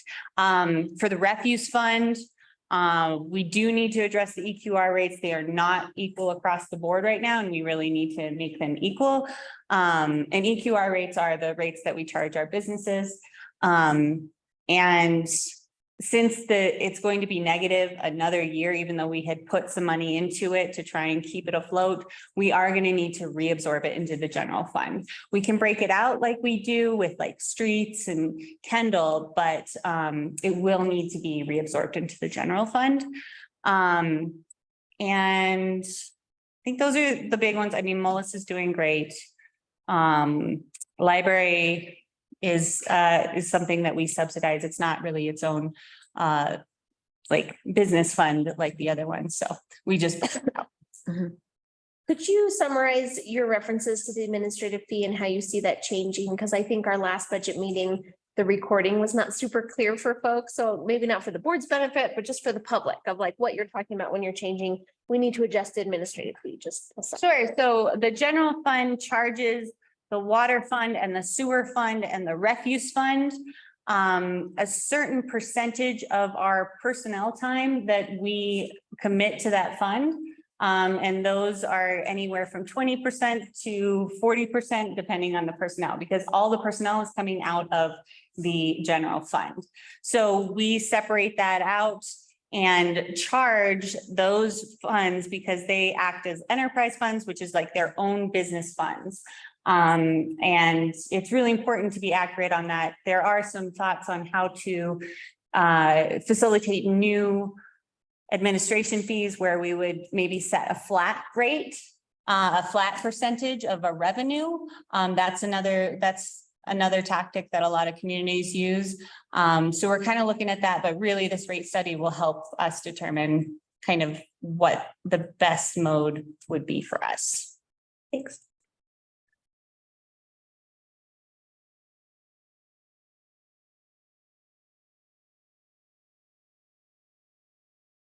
You think line by line is a tough? You can go line by line, yeah. Do we want to start with revenue, or are you guys more wanting to focus on expenditures?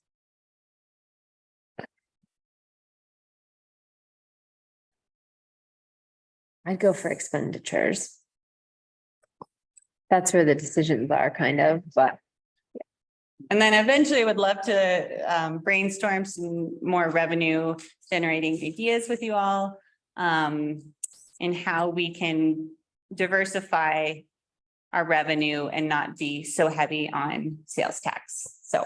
Well, and just, I think speaking to Shane- that, yeah, well, sorry. speaking to Shane's kind of contextual point, I think it's a valid thing for us to just acknowledge at this point, a couple of things. One, town revenues have significantly increased year over year. Whole variety of reasons for that, right? Increase in sales tax, increase in property tax, collection of online sales tax. Worth noting the numbers we just got. Exactly. Our sales tax numbers for August are like pretty significant. I don't have them in front of me right now, but we just got sales tax numbers for August and they are percentage increase over last year, which was like pretty high. And then I think also acknowledging that increased revenue from grants. And so that's pretty significant what our staff has brought in as far as grant funding. Our projections for next year are $1.1 million. And like several years ago, we were talking about $100,000, $80,000, maybe $300,000. And now we're looking into a lot more. But when I look at this and I think like, okay, our expenditures are a good bit more than our revenues, that's not sustainable long-term. And so I think in thinking about the finance committee and how we plan for the future, regardless of just this budget, I'd really like to see us look at other revenue options, right? Like get creative. What are our other options to fund some of our really important priorities and projects? And then the other piece I was thinking about for this discussion as we go line by line is really like, I think I said this before, Sally, you reminded me of it the other day, is just making sure that we're always spending according to our priorities. I mean, we have certain things we have to spend money on, but we also have a whole variety of things that we have discretion on. And really thinking about the master plan, thinking about some of our big priorities. And because we have two things working for us, one, such increases in sales tax and revenue, and two, historic spending at the federal and state level for grants, we have a rare opportunity to knock out of the park some of our bigger priorities, our plans that have been sitting on the shelf, new plans we might have. So just for me, that's kind of the lens I'm approaching this is what's sustainable for the future, what's unique to this point in time for what money we can spend. And, you know, are all these line items, like, are we really kind of gut checking? Okay, again, we can just increase everything 10% every year or 30% every year, but just gut checking, is this really makes sense with our priorities and the community's vision? So let's make it feel.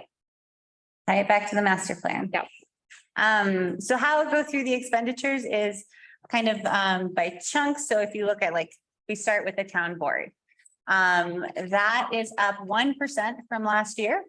And that increase is primarily in training and travel, where I've put extra training and travel to hopefully get some of the new board members up to speed and get them to CML as well. And then I did not address the idea of increased salaries here. So I think that's still a discussion we have. So, and I didn't feel like I had clear direction to put a number in. Agreed. By when do you need that? And what's our process for determining that as we go through this? So I think how we left it was that I was going to do more research. So I still have to do that research and present it back. I do hope I know I had published a budget timeline, and I do hope to add maybe one more work session in there to talk about some of these items. I don't know how everybody else feels, but this doesn't feel like one of our top, Yeah, so I was gonna say. It's like a long-term policy discussion. We didn't have consensus. We did bat it around quite a bit, but it doesn't seem like we would change the pay for the trustees enough that it would really make that much of a difference. So I would say this is a bandwidth thing that requires research. Maybe we just continue to pause on this and it's not something you need to worry about. I would agree, because it really feels more of a philosophical question than it does like, oh, I need more data to know what other communities do. Yeah. Sorry, Liv. No, I was just saying, I think we should deprioritize it. Cool. Let's clear the deck.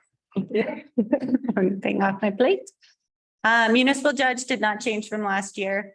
Is the same. We did increase last year. We did increase the training and travel, organizational expense, basically. And that is carried on for 2024.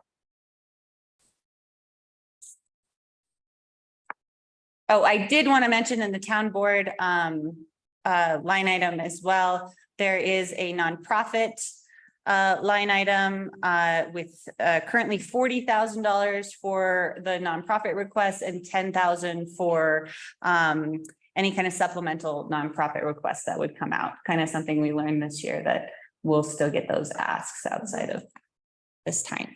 Is there any way on our screen that we could share? Oh, yeah, let me share this. Oh my gosh, let me share this, please. We're all looking at like page 35. Yeah, let me. Our audience members might appreciate like not just, yeah, on your phone and then Sure.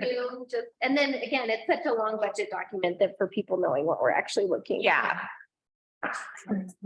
Got excited. This is our most important policy doc.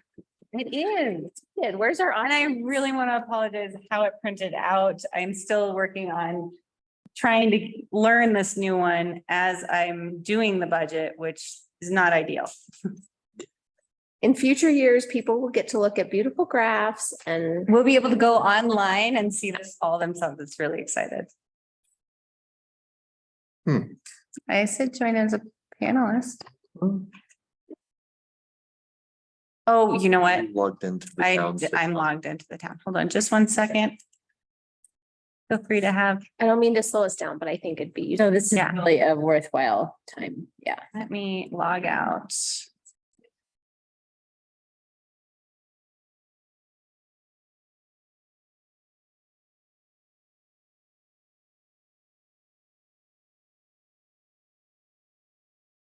Okay.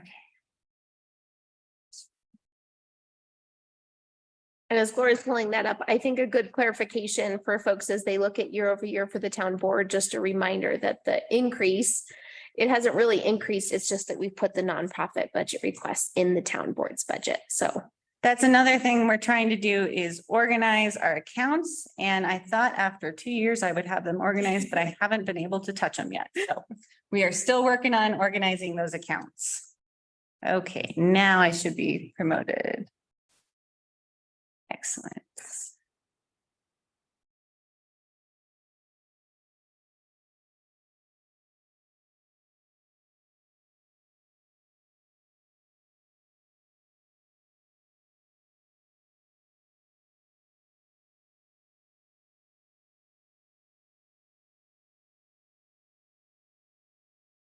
Getting there.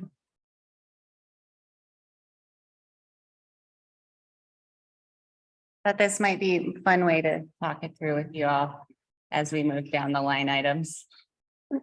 Eventually, the public will be able to see this too. Okay. So this is why I am, we've got everything separated out here and I'll kind of go through these if that works for you all. I have all my notes on here, so this is easier to kind of go through. All right, in the town administrator, for all personnel, we did a 1.5% COLA increase. And that is reflected here. That's also a policy decision. So it's been put in the budget, but is up for discussion as well. And then we go down to our health insurance increased 5% this year. And then we in the administrator, we increased the training. No, we didn't in this one. I guess I put my training back down. We did increase the training 50%. So it was 1,000 last year and I'm asking for 1,500 this year. And then a 500 travel stipend, hoping to go to CCCMA next year. And realize that the previous travel statement of 300 didn't get me very far. This year. And then the organizational dues were for CCCMA and ICMA, both professional organizations. I did not end up doing ICMA this year. I really just didn't have time and I had to evaluate that if we got a membership, I wouldn't be able to utilize it. So So that's in there as well. And any questions on that? We want to discuss or agree to support the 1.5% COLA adjustment. I guess that adjustment's already in COLA. Yeah, I mean, I think federal COLA is a little more than that, right? It's fine for 1.5%. Great. Going on down to partner organizations, and this is where you'll see some changes because we've taken nonprofit and partners and separated them out. So some might look like we've really decreased or really increased, and really what we've done is organized. And hopefully moving forward, we'll be able to organize more. So right now we have $26,664 in that partner organizations. We have the creative district has asked for 10,000. I have ski drawing in there. They have not asked for 10,000. The regional planning commission asked for 5,000. That was from last year, so it was carried over to this year. And then San Juan Development Association has asked for 10,000, similar to their last year's ask. And then we pay into Region 9 Economic Development, and that's 1,600.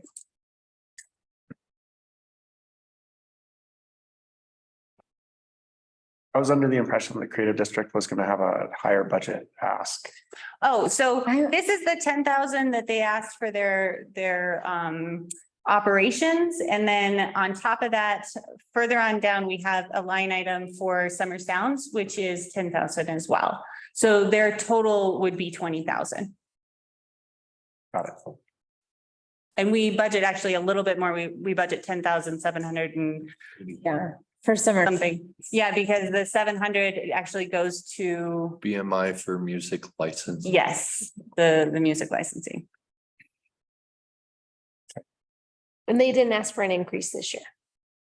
They did not. They just went with the 10,000. I haven't gotten their official request yet. That's actually coming the next meeting.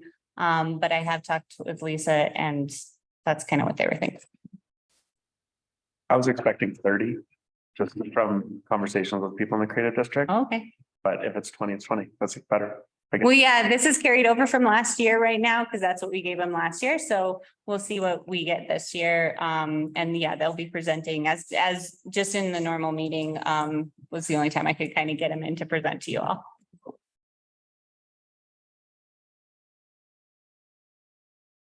Any discussion on that? on those partner, what, on the creative district or partner organizations? On either.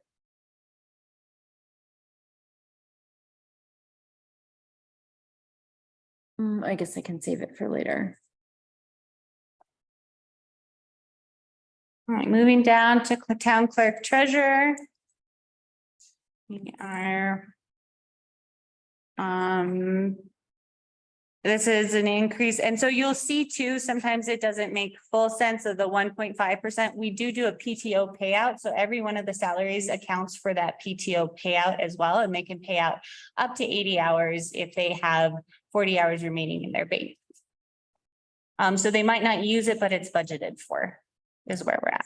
Yeah, I think that's a good clarification for folks watching, because like if they're looking at this sheet and they're like, wait, you said you have a 1%, 1.5%.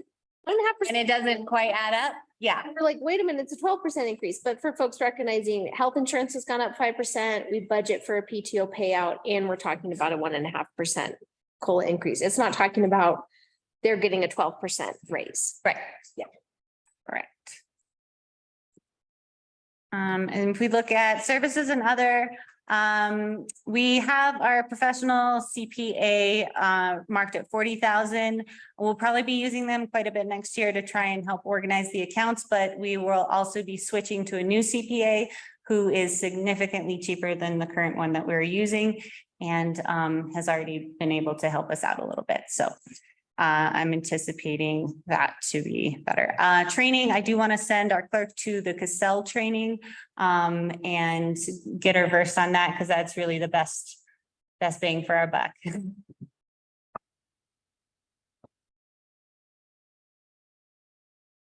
Bring this whole thing up.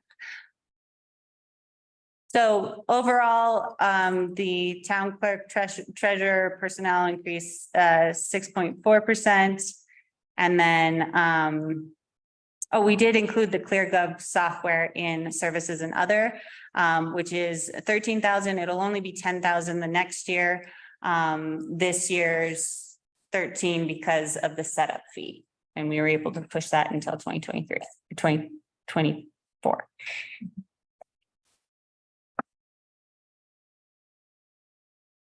Okay. Elections, we kept this line item the same after looking at our actuals right now. Something that I do want to do is include postage in here in the future. And it hasn't been charged here, but we have a line item for it. So we're going to be putting postage here in the future, which was a huge chunk of what we paid, and also meals as well, because we're feeding our election judges and stuff like that. So the projected $5,000 from 2023, that doesn't include the postage and the. Right, so I included that postage later on because it's currently in that line item. So it's just a matter of organization. Or lack thereof. Our finance administration, these are our bank charges. So if like you pay by credit card, we have to pay a certain percentage of that back to the credit card companies. And those have all predicted to stay the same. If you see this, I've done a projection column on there as well. So the 2023 projection column, I looked through kind of where we're at year to date. And if we were getting close to our budget or something, I bumped it over, or if I knew we weren't going to spend that, I took that off. So I just wanted to explain that line item too.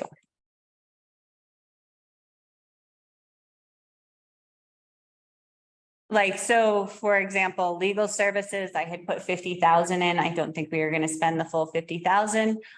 So I'm going back down to the 40,000 in 2024. Is there any? We won't have our new code. Do we need to budget for anything differently with legal services as we move into a new code? Do you anticipate? Both with just more time with Clayton or consultation on that? Do you see that changing? The code that, or the consultants that we chose for the code are attorneys themselves. So that really helps save us some of that money there. Thank you. Clayton's hourly rate isn't tripling. The 2020. Right, Clayton? We didn't budget for inflation? I think this is where you'll see one of the largest increases, because we do. Hi, Clayton. Hi, you guys. I mean, toss it around amongst yourselves. You don't know. No, my rate is gonna stay the same for 2024 for Silverton. I mean, we're getting lots of comments about budgets going up with inflation, so I'm just. Yeah. Thank you, Clayton. Thanks, Clayton. I appreciate you thinking about me. I'll let you know well in advance before I do anything like that to you guys. So in the planning, this is the most increase you'll probably see in all of the personnel budgets, because we do include the 79 or the consultants as well as the grant funded. So some of these positions are grant funded, but they go under planning. So I wanted to warn you on that one. We're going to go open this. So looking at the housing coordinator position, that is grant funded and is accounted for in our revenues as well. But there is an increase for our community development coordinator to become a community development director, and use $8,000 of the Brownsfield grant to help supplement that increase in salary over the next 4 years.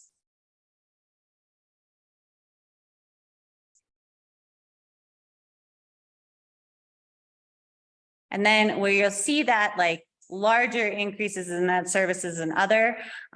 We probably ended up spending about, oh, that shouldn't have stayed 85 there. Why did that go up?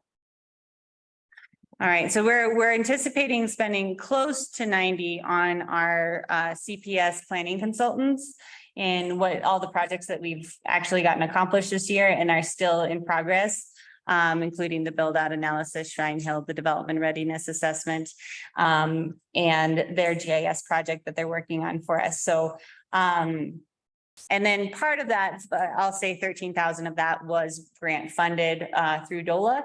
But the rest we're fronting. So next year, okay, that's what I did. Okay. So next year I reduced that amount a little bit because I don't anticipate those larger projects happening with CPS. But then we do have the wetlands inventory to account for the $40,000 would be next year while we'd pay 15 this year.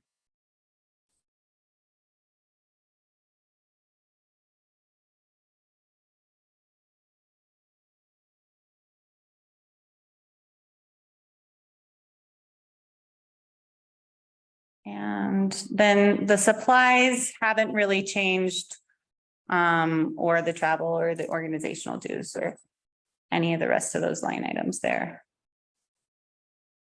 They haven't changed since last year.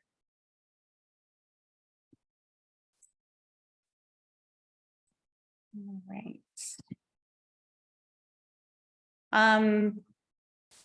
Slight increases with our audit service, looks like we'll be at 9,800. Treasurer fees, slight increase as well.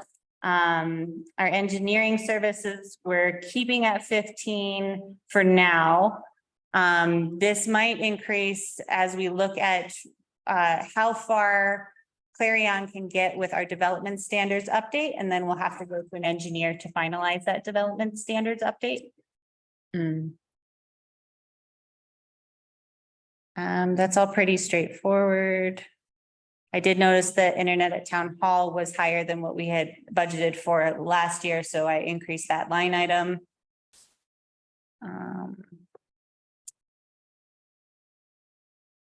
Insurance, property insurance actually went down. We did really well on our audit this year, so we were given a discount. Yeah, good job. All right. And then this is the postage line item that was added here. Or no, it wasn't added. Hold on, let me just double check. No, we're still at 4,000. Okay. That is when I do want to increase based on our election, and I'll be putting that in the election. So this line is the election postage, or it's just all town? It's all town postage, and I'm trying to get them to separate them out. Yeah, because we're not even separating out right now for our billing with water and sewer, so that should be separated out as well. Now, water and sewer can't afford it right now, but we still should be separating it out. Water and sewer can't afford to bill. Right. And then this other in the general government was citizen engagement. We used that this year. We used $2,000 this year for the 2 engagement nights that we did. And as well as some of the like the smaller things that we've done around here. And then we're planning on kind of doing the same next year. Office supplies didn't change from last year. But looking at capital for machinery, furniture and fixtures, we do need a new town computer up here, one of them fried. And the way this works right now is that our accountant remotes in. So if we are running a meeting, she can't actually do any work, or if we're using this computer at all. So we're going to need a new desktop for that.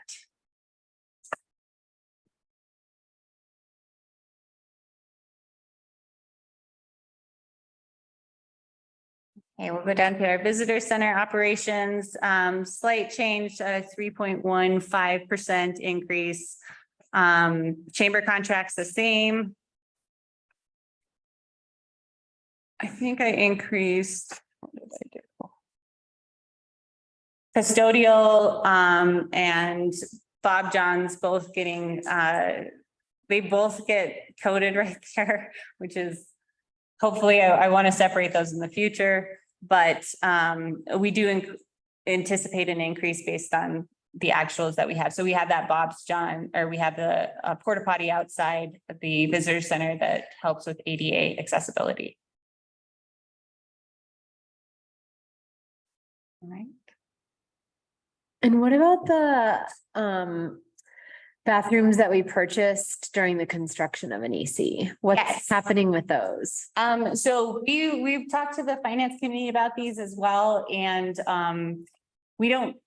it's really hard to set them up and take them down and put them into, like, as far as to put them, we don't have a holding tank for it right now. So it all has to be put into like a tap right now. Connect the towns. And so this year, it took 3 guys about 2 weeks to set it up fully.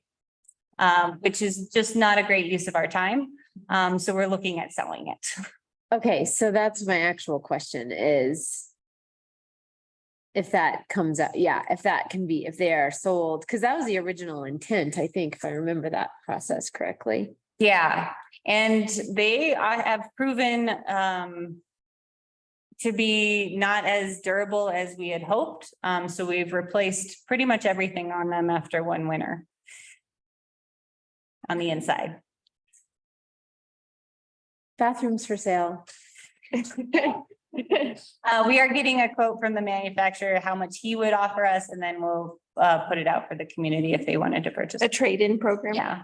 Especially anyone who's just heard us say that. I know, it just didn't. That was not Way to sell it, Gloria. Way to sell it. Didn't work the way I thought it was gonna work. A good idea. It solved the problem. It did solve a problem, and we'll be able to make some money back on it. Okay, moving to the modular operation. So this is the senior center here. We go to.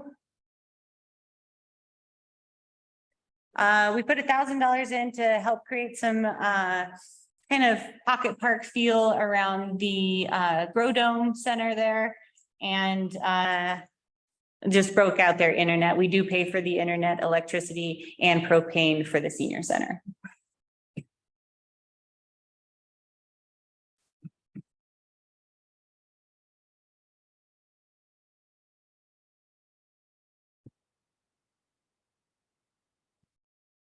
I recently received some very nice feedback about the Grow Dome. Oh, excellent. It's growing it quite a bit. All right, so here we go. So in town hall operations, this one went up a little because we do need to, well, first I'll start with cleaning services. We're anticipating an increase in cleaning services for all the buildings, and looking at going out for an RFP so that we can include an EC Park as well.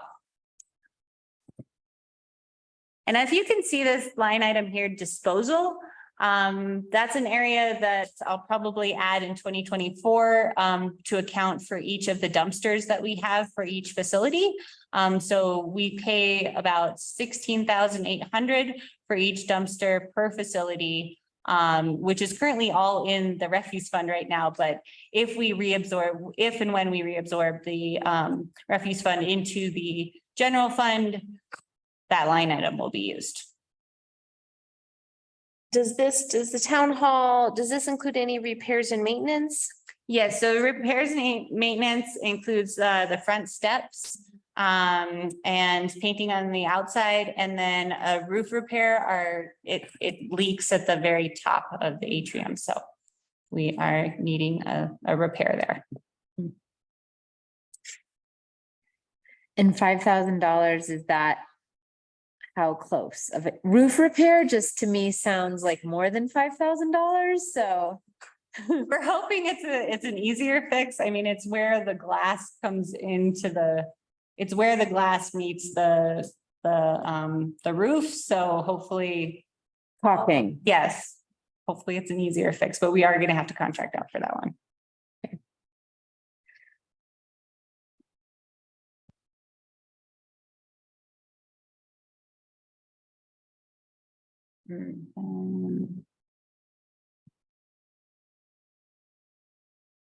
These are carried over from last year. Software upgrades, $1,000, and furniture and fixtures, $1,000. And that can also eat into if we do go over our repairs and maintenance budget.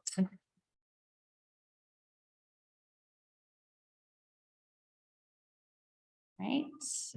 Grant expenditures.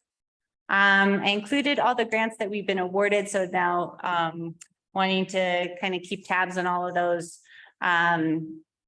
And these, everything in this grant section is accounted for in our revenues as well. So it does balance out.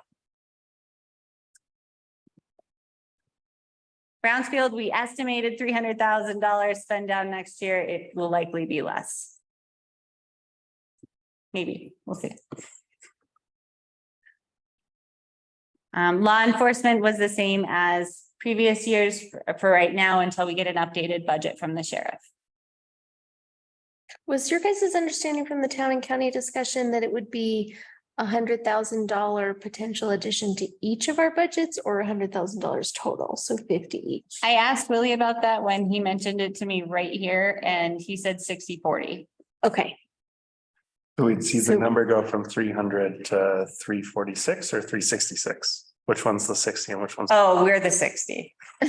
We're looking at like 366. Yeah, but then he also mentioned inflation on other items, so I'm not sure what's like. Maybe like that 100,000 is really like 1/3. For us, it's more. We won't know till we know. We won't know. This one is fire protection services is a mistake of the 79. I didn't know that I had to reorganize everything and remembered that the pension and the escrow are both accounted for in our IGA with the county. So technically those funds go straight to the county. So this line item should reflect their actual budget that was asked for, which was 54,000. Let me find it. Now I got everything pulled up here. Where is it? Do you all have that memo I sent out earlier? Yeah. The 2023 budget was 41,900. And in 2023, they requested 54,750. 54,750 is what I would suggest putting here until we discuss if that's where we want to go with it. And is this the time for that discussion, or is that what we're doing right now? yeah, I mean, as we go through line items, we can discuss it, or if you'd like me to put it as an agenda item, we can do that as well. And so far, we've been discussing anything else that was discussable. And just to clarify, the 71,900 from last year did not include the pension or the escrow, but did include the amount we had allocated for fireworks or whatever budget increases they wanted to spend. That is correct.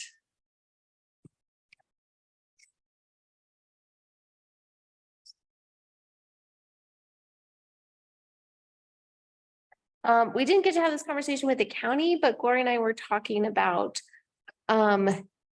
clarify me if I'm wrong, Gloria, because I'm trying to keep track of how the sales tax is collected. But if there are ways to discuss with the county on how the escrow is funded.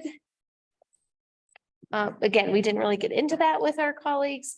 Did you have any more to add there of what we're talking about based on the emergency sales tax being collected and kind of retained? Well, yeah, they have had an increase in their emergency sales tax just because all of our taxes have increased in our revenue. So maybe re-looking at how we negotiate our fire pension and our fire protection escrow with the county. Traditionally, we've always done the 20 or the, let's see, 15,000 for the pension and the fire was 10,000. For the escrow. Yeah, and that's split 50-50. But they see a lot more money in their emergency services fund, so. Just a thought. We prepaid our pension for this. We might have prepaid our pension. So it looks like there was some confusion when we, last year, the motion was to increase the 2022 budget by 19,000. And that was allocating the fireworks budget over, we had a fireworks line item. And putting that into the fire authority's budget. And it looks like we might have paid them the 19,000 as well as that 15,000. So we are working on that now. We just discovered that, so. Yeah. Well, and it seems like for context, if I remember correctly, what we talked about last year was there was a change in the kind of fireworks service show cost and the fire department budget. And the conversation we all had was, we'll just increase your budget by this amount and you guys can spend it how you see fit. And that, you know, if you have operational increases, you spend it how you want and you distribute it how you want. So that's the context for where we got to the 71,900 number last year, is really giving them discretion on their priorities for budgeting. Yeah, and they did not include the budget this year for fireworks. If the town wanted to do fireworks, it would be 23,000. That's what they would offer. Right, the for their product they would offer. Operational budget. But the idea of funding it last year, the way we did it was that the town didn't have to make an annual decision about fireworks specifically. Correct me if I'm wrong. The idea was that we would fund the fire department at our increased rate. That would just stay the same. And then that amount then becomes what the fire department has to work with to have as big a fireworks show or as small as a fireworks show as needed. So why are we talking about fireworks this year? I don't think we should be. I mean, I remember the Okay. same thing, except that we told them last year, don't come back and ask us for money again. We'll increase your budget by $23,000 relative to your 2023 budget indefinitely. And you can spend that however you want, but we're telling you now, this is a year ago, that you have a year to raise money if it's going to cost more for fireworks in the future. And so I did not vote to support paying for fireworks last year. I voted to support increasing the fire department's discretionary budget by $23,000. And I continue to support that budget allocation, but I continue to not support making a decision for the town to directly spend money on fireworks. Even though this year's fireworks were amazing. Right, I think the intent was really to leave it up to the fire authority to set the priorities. Yeah. And they have requested if you still would like to continue that, that we would break it out, break the fireworks out Which I won't. I'll vote. from their operating. I just think budget. it puts the town in such a sticky situation. It seems like year in and year out, where it's like the discussion of the budgeting of the fireworks means that then the town is kind of responsible for the awesomeness of the show or something, or the lack thereof. And that just has creates so much tension and so much struggle. And I liked the solution last year of funding the general budget and then allowing that to land on the people who actually have to put on the show and decide, you know, what their capacity is and what their, you know, volunteer and staff resources look like. And then it's not on the town to look at capacity decisions, which we wouldn't have any sense of. One thing that came up in the finance committee meeting, and then I had a conversation with Chief Archuleta about, they had a preference that if the town is going to fund them, to, like, it's not super typical for a fireworks product to be a line item in a fire authority's budget. So their request to us was, if we are going to fund them in a certain way for the fireworks show, to put that funding towards Friends of the Fire Department as a 501c3. So that could be fine. But I think what this board is talking about now is just the overall request being a certain amount that was similar to last year. And if some of that needs to go to the Friends of the Fire Department or some of it goes to the fire authority, that we could figure that out. But that was one concern that they brought up to us, is that having firework product in their operational budget was not like necessarily something that. Same for us. Yeah. Same problem.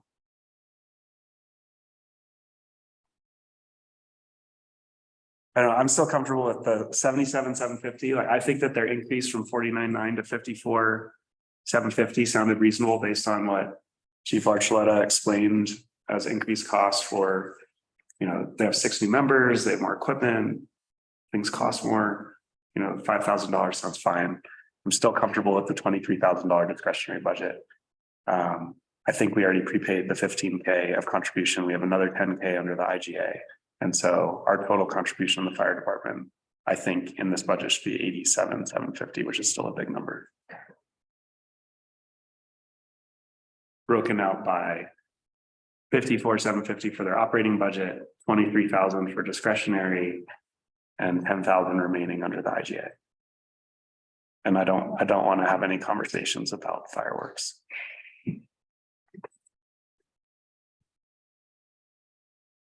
We asked to contribute more money for the 4th of July.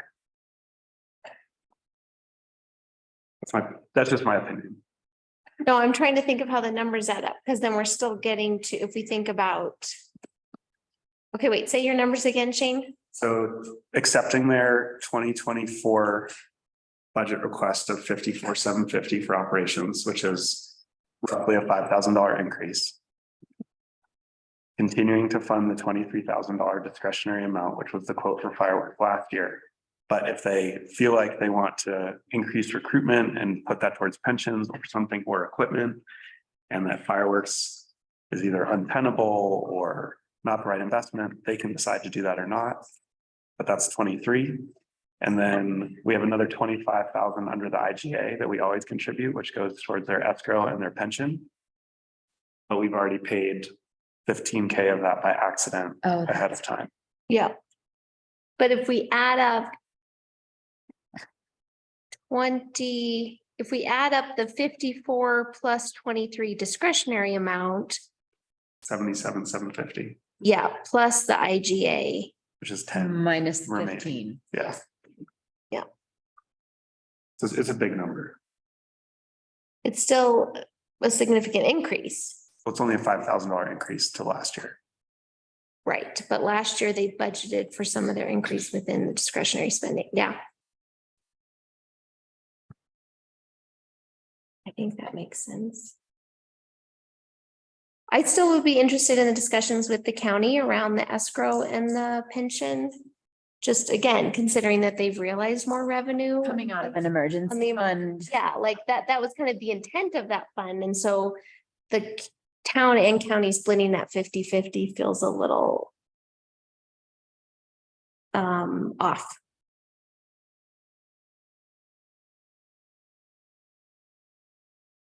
Again, we didn't get into that today in our meeting. We were very clever, but is that something we can have a discussion about? Okay.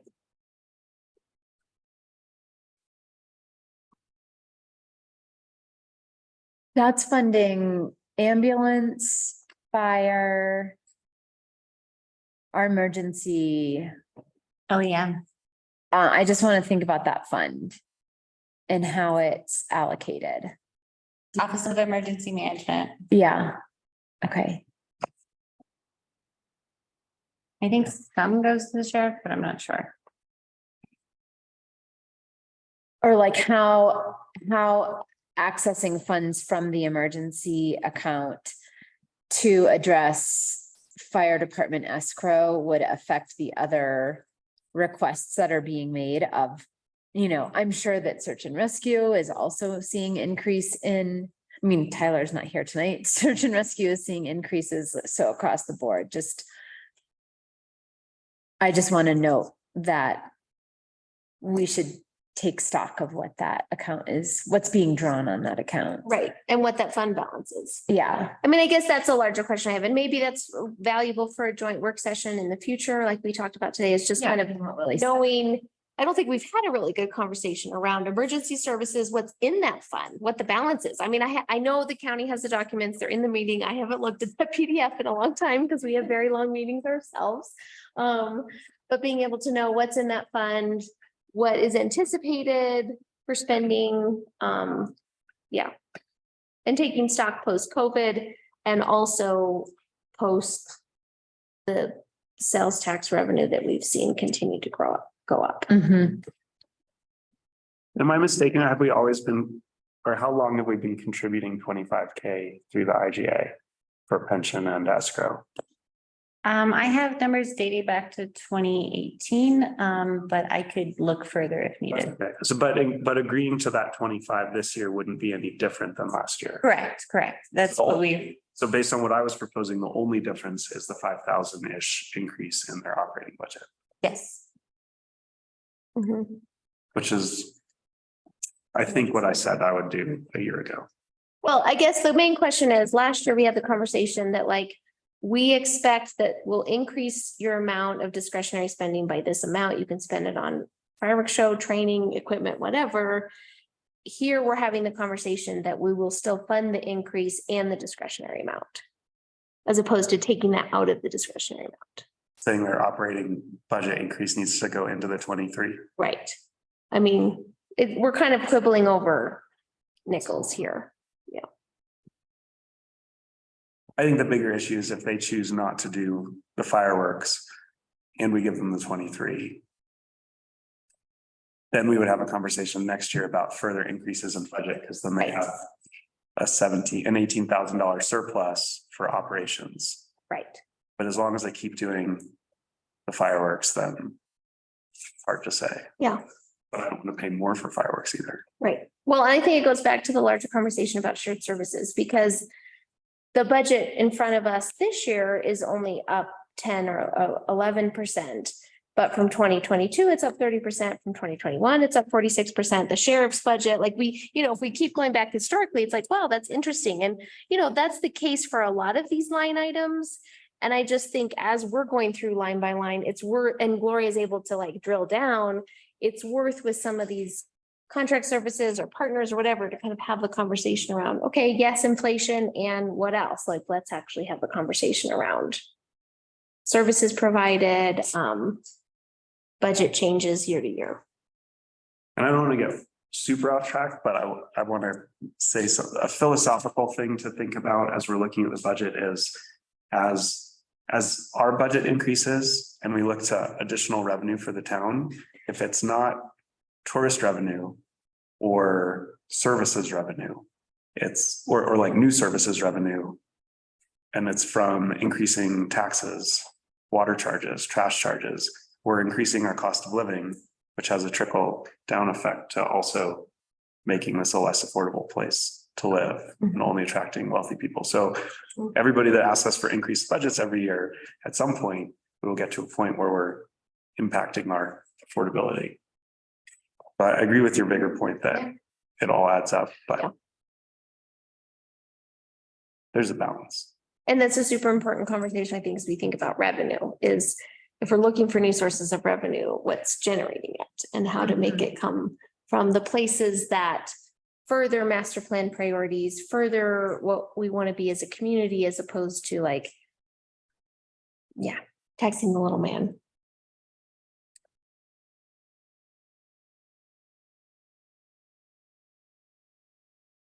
So I think this is true. So where are we trying to pull out the direction from all that?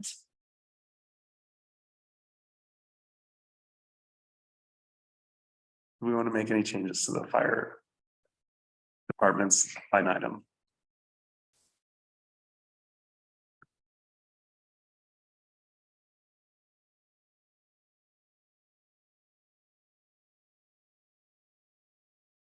I liked how we did it last year, and it seemed like we came to a good conclusion last year.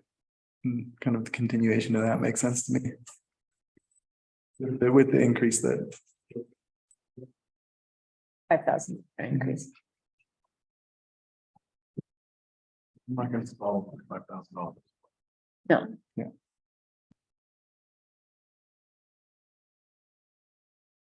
Is that consensus? Direction to march on. Okay, next. Great. all right. That was a much shorter conversation than years past. That's pretty good.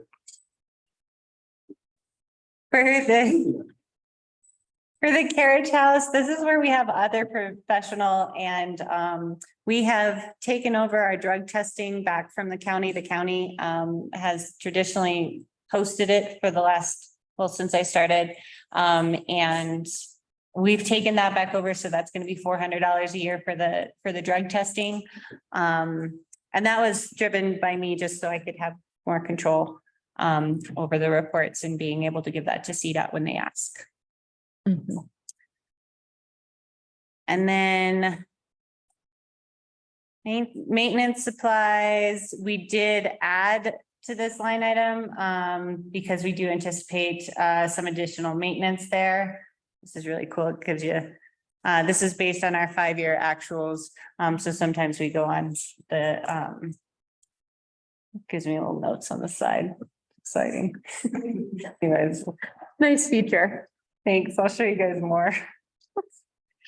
Okay, going on to building inspector.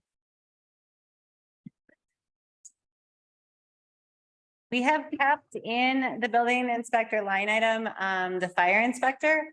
Bill has agreed to be with us for another year until Bevan can get his fire, all of his fire certifications, really. So we have those line items here, increase 1 point. Yeah, increases. Yeah. The COLA increase has been applied to the fire and code officer, but not the fire inspector. And then the same thing as far as health insurance goes up. Training and travel is the same as this year. We're budgeting again to take those tests. So it didn't happen this year, but maybe next year, hopefully next year. And then supplies is the same as last year as well. Public works personnel. We've got the regular employees. We've added an employee here, and that's where this 20% increase came in. So we would have another employee. They're all broken down here. And they would be the billing and compliance specialist. And then I did add a part-time seasonal employees because we did use some part-time seasonal employees this year and we haven't in the past. So I did put a 15,000 and that could be reduced. But I wanted to put a placeholder there just in case, because we have gone out for part-time employees, especially with all of the snow removal that we had last year. So that's an area we can talk about if needed.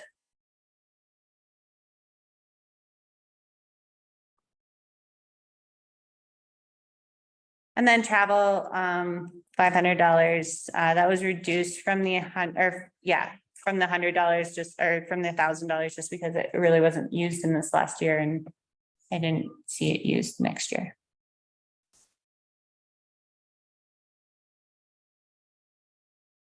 This is street maintenance. You'll see a significant increase here. I think this winter was probably one of the worst winters we've had in a long time. So the amount of other professional we used, the time we used. So John and I have been kind of strategizing if we have another really big winter like that, what would we do?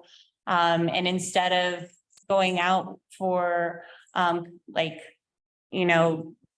contracted services, we would just plan on renting equipment and doing it ourselves. But if we could reserve that equipment now to rent, or at least kind of help budget for that. So that's where these increases have really gone to, is thinking about doing that. Let's see. Oh, so this is the loader for 3 months, potential rental of a loader for 3 months. And that would be 20 grand, but would be significantly cheaper than, I think we spent close to 30 to 40 grand on, contractors. And then we are going to go back with the fire department for street washing. They gave me a quote of 4,500. So doing that next year with the fire department.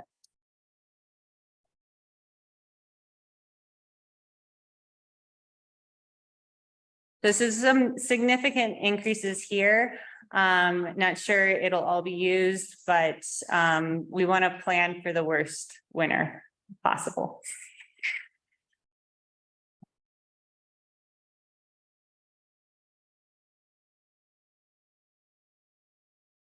One thing here in the clothing allowance, we have to separate this out. So half of this actually goes to Parks and Recreation, and then half goes to the Public Works.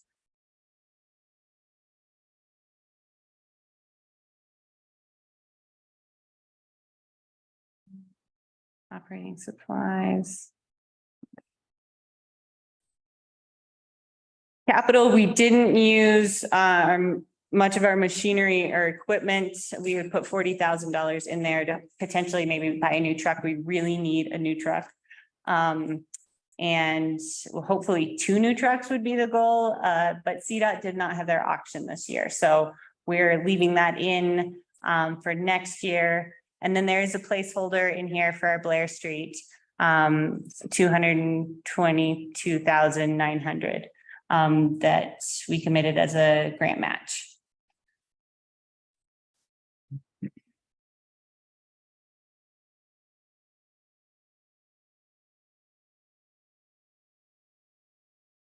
Facilities and Parks Administration, we've got our regular employees, and then we have our part-time seasonal staff employees. The reason why part-time seasonal says it's a huge increase is because it hasn't been broken out in the past, and now I'm trying to keep it broken out. So it's going to be organized this year.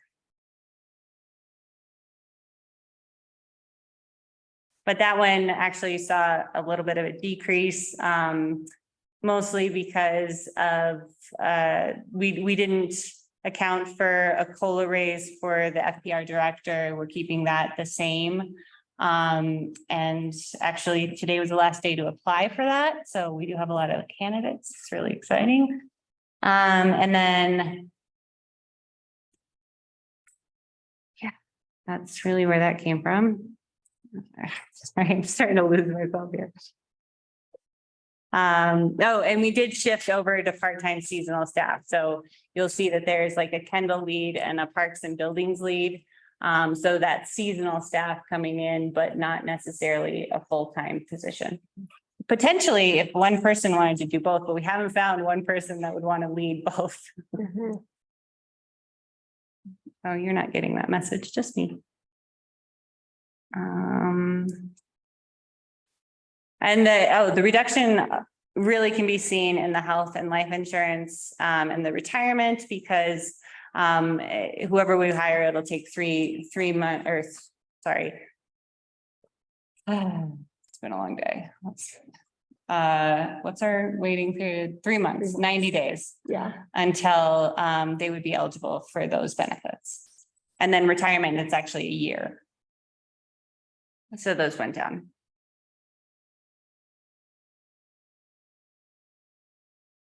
And there's training.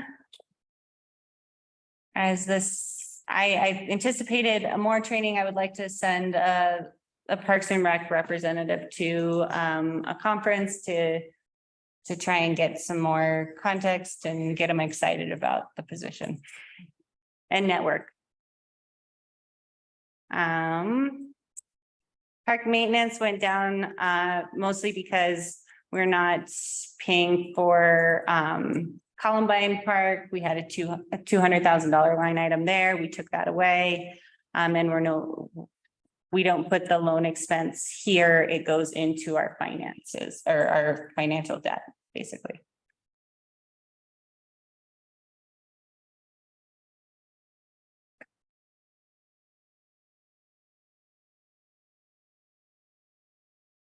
And do we anticipate that for park maintenance, that number is enough for whatever repairs or stuff we have planned? Potentially. Yeah.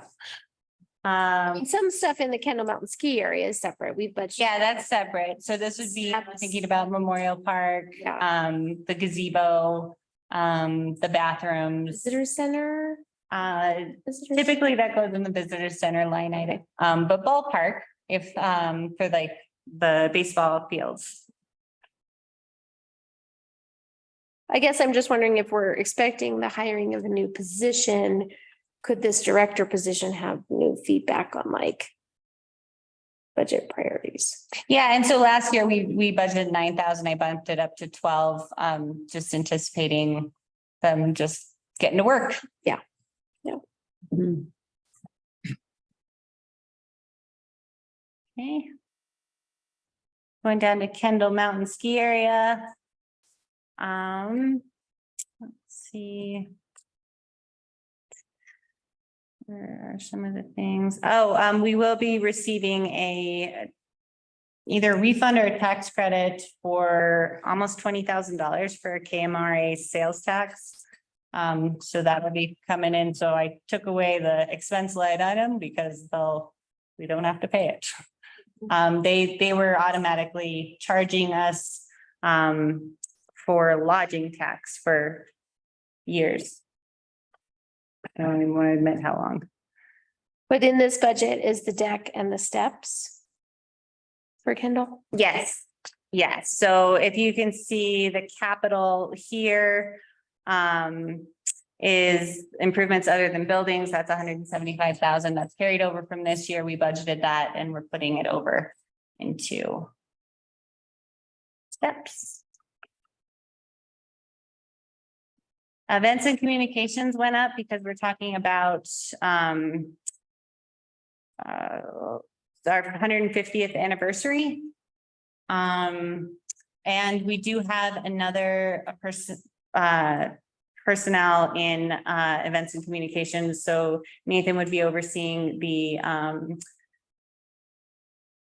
Anisi Park attendant. And this 140,000 includes the Anisi Park attendant budget for a season, right? Yes. Let's break that one out for a second. Yes. Sorry, I lost it kind of in the budget here, but in the 150th anniversary Anisi Park, can you go through what you're thinking with that? Sure. Actually have the director right here to talk through it. Hi, guys. Or yeah, Nathan, sorry. Share. So, the actual anniversary is going to be on September 14th, 2024.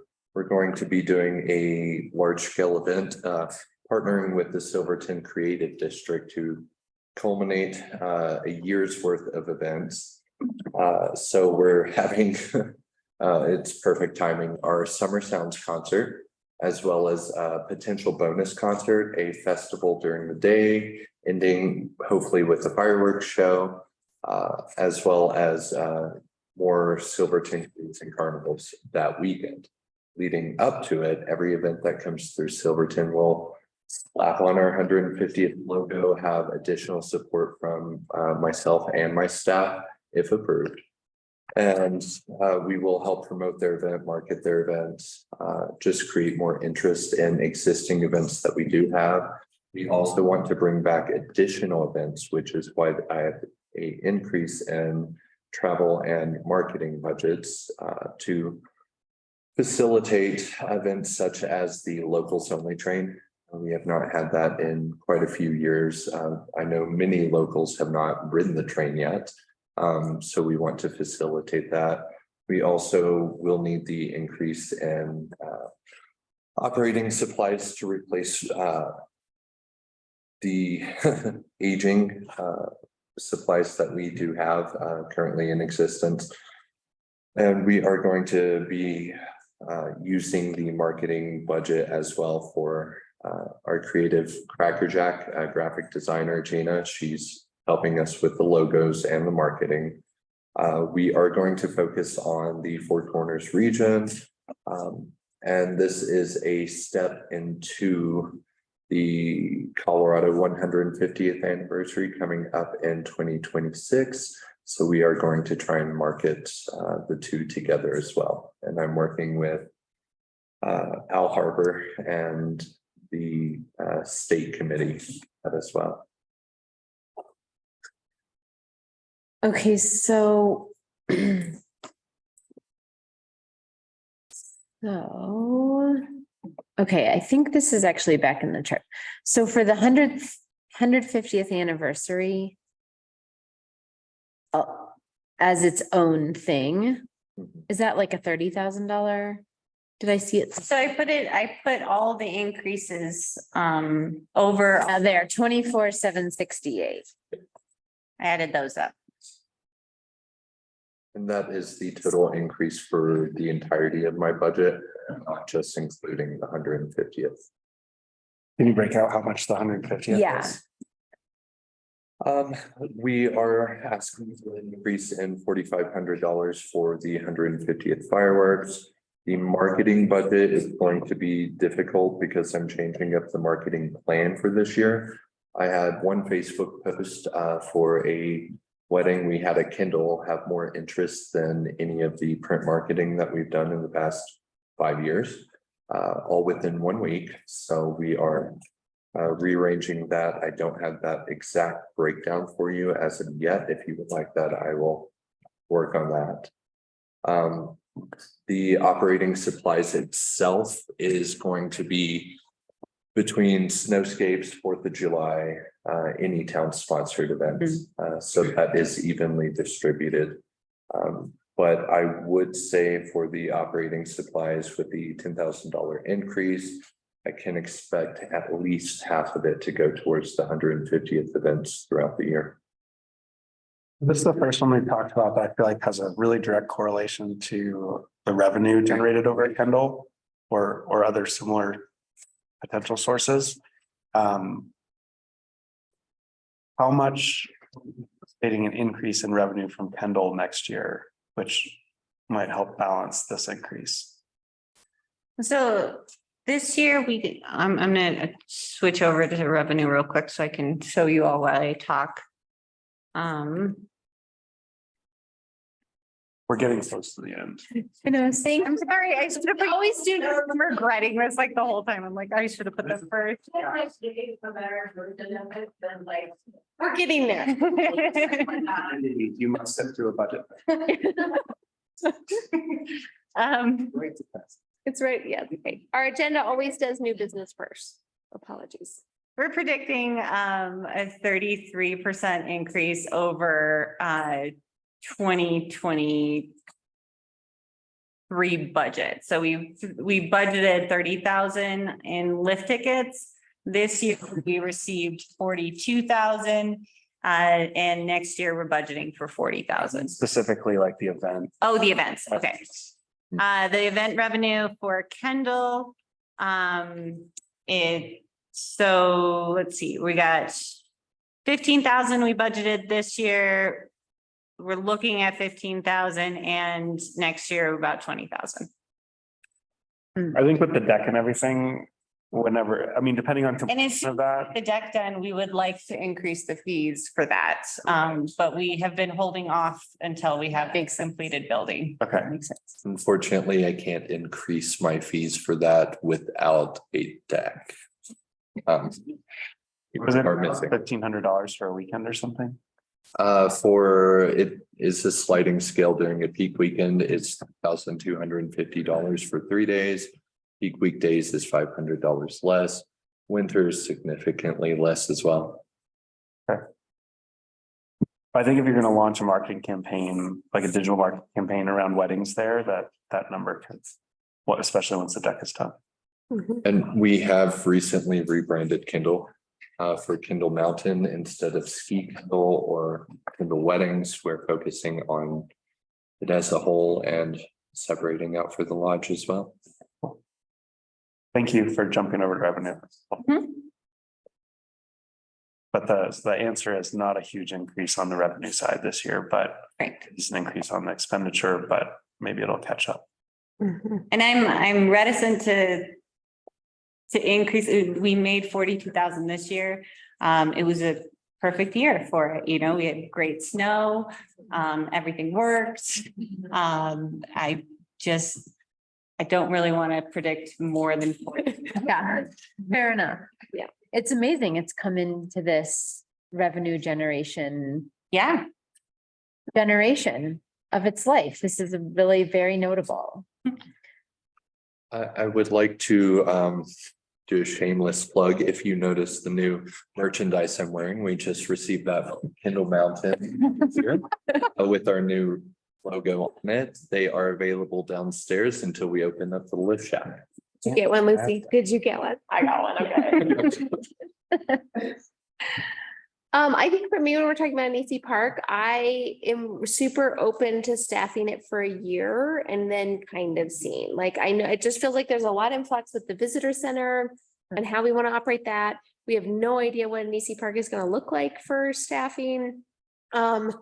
You know, I'm not sure when we decided to build it, if we all knew we were committing to staff it indefinitely. So I just think having a conversation around how we staff our visitor experience going forward. And I know the chamber's working on a strategic plan, so I don't have a problem committing to fund it this year. But I just think kind of keeping that conversation open around those two relationships and what that staffing looks like in the future. That's me. That's my personal opinion. I agree. Yeah, and I was just looking at the chart only. So on where it says 150th anniversary, 24,000. Really just being intentional and thoughtful about what the outcome is that we desire. Is this a marketing, you know, is this marketing for our regional communities? Is this an event for our locals? Like, it doesn't have a priority listed here. I'm not saying that's, you know, a no-go for me, but it is a significant amount of money that I think it's worth looking at how we're folding that into the master plan and community priorities in a way that's just very intentional. And I think I could have put master plan there as well, because it does say bringing back events like that. So I have civic engagement there. I just want us to be intentional as we talk about that amount and think about that we have a lot of demands. We're going to get into this point in our budget discussions where we have to try and get down $70,000 to $100,000 or whatever the number was at the outset there. And I guess my way of thinking a lot of times about how we're spending money in the budget generally is, you know, is it an essential service? Is it related to infrastructure and general municipal functioning? Is it a priority identified in the master plan? So, you know, we've kind of had I don't need to rehash the philosophical discussion at 8:30 tonight, but I just want that to be noted at this point. Next. Noted. Next. Thank you. You say next or next? Next. Oh, I said next.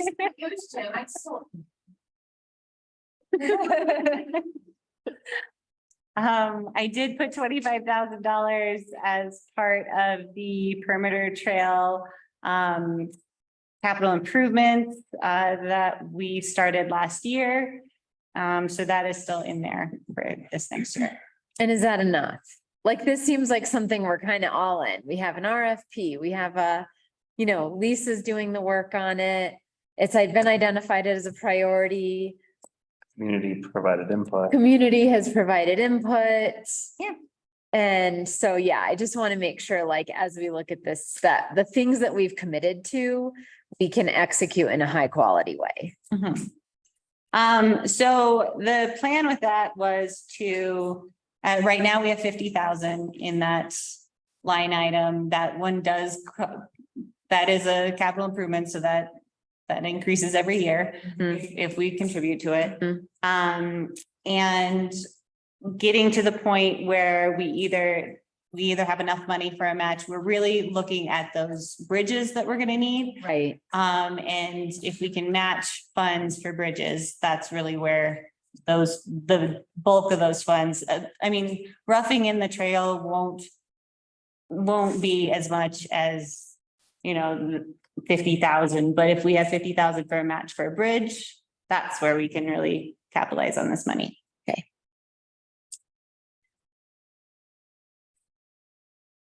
All right, and now, going into our capital expenses, these aren't really like up for debate. Right. I already can. Yeah, Let's carry, yeah. carry on. This are financing costs are for Anisi Park and operating transfers out. Yeah. And then, transfers to the library, we have at 130,000. And that concludes our expenditures in the general fund. So the next iteration of going through the budget, let's go through revenue. Okay. Meeting and any open for discussion line items on expenditures. Okay. And at some point, we have the nonprofit and we have people come in and make requests and that sort of thing happening, right? That's not appearing right. We do have $50,000 allocated. Budgeted for, yep. I know, I just remember that being Really hard. Yeah. So this is orienting us all to what we have in there right now. Right.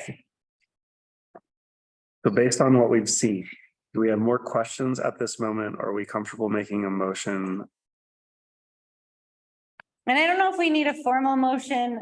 So this is for the state to know that I presented by the 11th. I want to say I'm a little early. For the record. Normally, this is a special meeting on the 11th. Right, exactly. We're not doing this special meeting on the. But thank you for joining us for this exciting event. So we'll be, you can, I mean, a motion to approve or just, you don't have to adopt this one because we're not adopting one until December. So I just wanted to put that out there.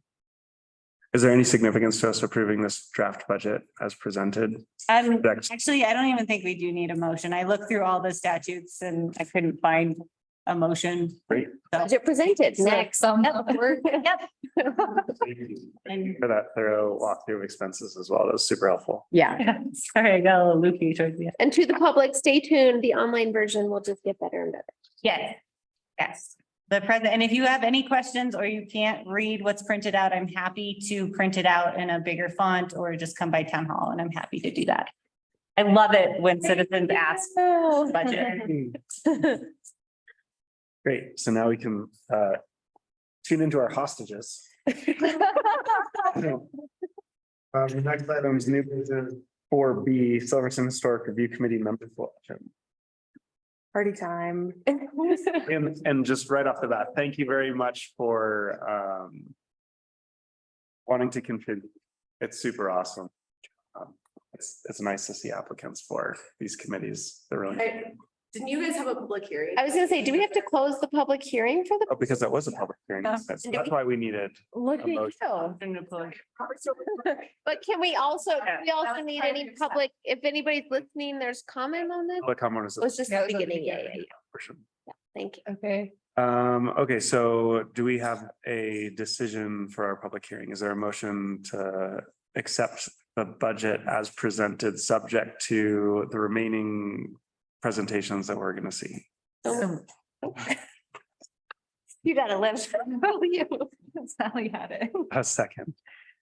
Do we have a second? Yeah. Cool. Jordan seconded. Roll call, please. Trustee Edwards, Yes. trustee Cranker. Yes. Trustee Harper, Yes. trustee Bierma, Yes. trustee George is absent, Mayor Pro Tem Kenny, Yes. Mayor Furman. Yes. Thanks, Justin. Really likes being a hostage. Okay, so now we will move on to new business 4B, Silverton Historic Review Committee member selection. Gloria, do you want to walk through I'm gonna Oh. pass it off to Lucy. Oh, Lucy. Finish my Gloria is going to eat dinner. Enjoy.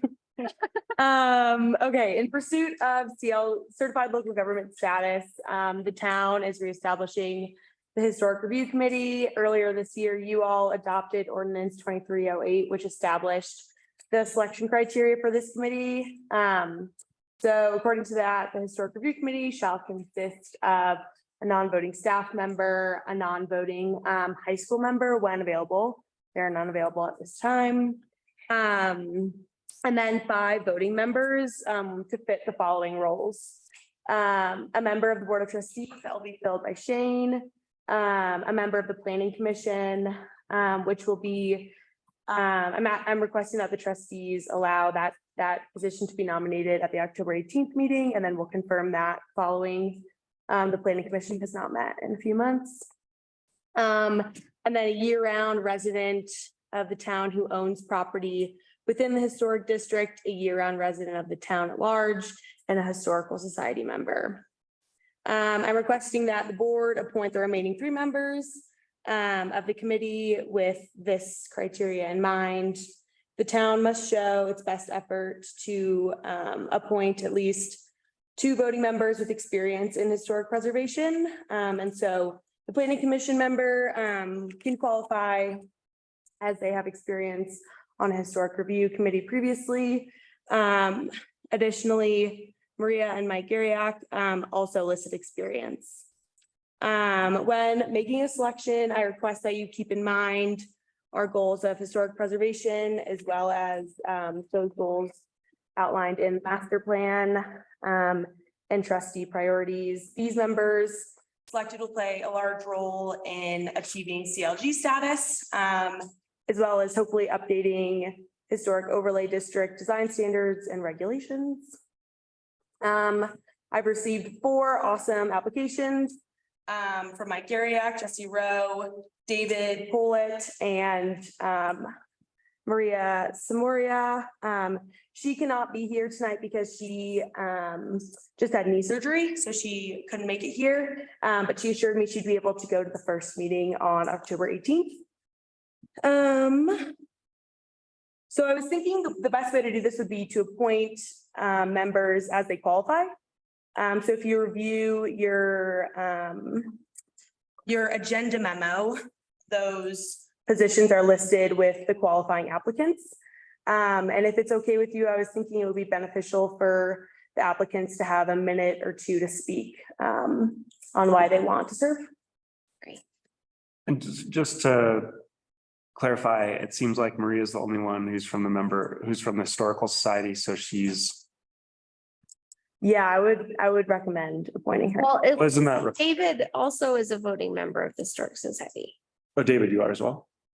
Yes, but probably less experienced than Maria. Gotcha. Okay, I just wasn't, I was not aware of that, because if she was the only one and that's a requirement, then she would have been appointed automatically. Yeah, sorry, I missed that. Yes, so those 2 are members of the Historical Society. Got it. Okay, so it sounds like of the 4 applicants, we have 3 positions. Yes, which is Which is great. Way to have exciting. Thank you. Sunshine. Great. So we can just go down the list. Mike, if you want to start. And just do maybe. Just yours up. I was just Lucky day. do we want to set a 3-minute timer? Got it. Okay, great. Well, now, hello, everyone. To Mr. Mayor, the council, other guests, and possible good neighbors. Neighbors right here, 2 good neighbors right here. So that's a good start, I'd say. Does anybody know who I am? I say that because, I know it sounds like a little bragging. I got my name on a building. And so I said, maybe people might actually know who I am. That's not bragging. I worked for that. Now let's get down to business. I know that most historical organizations are sometimes seen as just another thing that someone has to go through if they're building something, remodeling something. And they almost see us as kind of like, not exactly bad guys, but something that they'd have to go through. Oh, gee, I have to go through another committee or something. I understand that. I understand that. However, I think if you're a member of any type of historical organization of any kind that has a little bit of say-so or recommendations or so, you have to be open to all different types of views from different people coming in and say, why do I have to do that? Why do I have to do this? Why do I have to pay attention to these things? Well, I've only been here 50 years. I've learned a few things in the 50 years, and I'm glad to say I've learned it from a lot of people that that I respect highly. Fritz Klinke has given me a lot of great advice over the years. And when Alan Nosserman was around, boy, did I listen. I shut my mouth and I listened, because that man was a walking encyclopedia of historical facts and things about Silverton and the whole Four Corners area, as a matter of fact. And then, of course, we have Bev Rich, and I've gotten along very well with Bev. Let me do a little self-promoting here. I was in the Blair Street Historic District Association. I was a founder of the association, a past vice president and president for many years of the Blair Street Historic District Association. Myself and Bev worked very well together. So trying to keep things in perspective as far as the history of Silverton goes. Now, I like everything that's going on now, everything with the recreation and the skiing and the climbing and this, that. We need it all. I love it all. We need it all. I like it. However, we have to have the basis of the town, a historical town, to me is extremely important, extremely important. No matter what happens here tonight, so as far as your choices go, I'm going to continue to be involved in anything historic, even when it's past my favorite street, notorious Blair Street. So the way I see it is, we have a duty to keep history alive in Silverton. There's probably more people that come in that know the history of Silverton and want to see it firsthand. If they're coming in on a train, what I'd like to see is a seamless type of operation where they come in on a beautiful historic train, and I'm looking at that man right there. He had a lot to do with it. So you come in on, I'm just talking about the train now. You come in on a train, I want a seamless type of thing to happen. When people get off the train, they get off the historic train. I want them to come into that historic town, seamless, one step to the next. This is why I believe I call it historic value. It's not a historic correctness or anything else. We know that people are going to be asking questions, and that's another thing. I think any type of historic organization should not be a punishment to anyone. Oh, we have to go through another committee or something. No, it shouldn't be a punishment. It should be something that actually helps those people. When they come to a committee and say, what do I have to do? I say, well, what do you want to do? And let's work together on this, and let's be cooperative in our operation. So this way we're helpful to people who want to do the right thing, and we're going to try to steer them in a direction to do the right thing. Right? We're going to give them suggestions. We're going to give them priorities. Closing statement. Yes. Thank you. Glad because I could talk. I see the history of Silverton as important to the town. We need to preserve it, we need to promote it, and we need to support it every chance we get. Thank you. Thank you very much. So to be fair, we'll do a loose 3 for everybody else.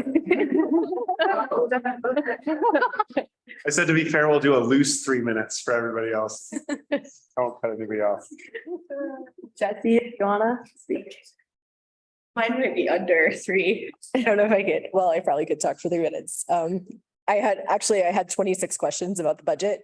And I didn't ask them because I knew that you were going to go through it line by line, so. I could talk about that for 3 minutes. Sorry, I'm rambling. As many of you know, I am one of the candidates who lives in the historic overlay district, which is one of the requirements. And also, as many of you all know, we have recently undergone a major renovation of our building, which is still, of course, in process. And our experience with the historic overlay district, while positive and full of fantastic people, was a bit fraught with confusion and conflicting rules, we found. And so I am a big believer in, if something is broken, don't complain about it, roll up your sleeves and volunteer to help fix it. So that's why I'm here tonight. I think one thing that we have as a priority in town is affordable housing. And my mom's a real estate attorney. I read dense documents at work. There are over 2,000 pages available to read to someone who's trying to do something to their building in the overlay district, between the builder's handbook, between official and unofficial published things. And for me personally, I would like to see that process become accessible, whether you have an attorney available or what resources you have available. I think it should be a clear and streamlined process. I believe in historic preservation. I have had the pleasure of owning a number of historic buildings now as an adult, and I think we have an asset here to preserve in Silverton, but that preservation doesn't have to come with a social stratification element. So I would like to help from that perspective. And I know most of you, so I, like Mike does. So I guess I would take any questions if you all want to do questions of us. Why don't we? Question kind of for everybody. Let's save that. just save it. Yeah. So, I think that's my interest in serving. And I think I would just say that having a diversity of perspectives and agendas on the committee would be great. And I love that Mike and I don't always agree, but we're neighbors. And, for example, if we were on the committee, I'm sure we would have some spirited debate, for example. So thank you all for your service and for considering me. Thanks. She's a great neighbor. No matter what. That's saying something because she has a giant dumpster in front of her house. It's an architectural recycling dumpster.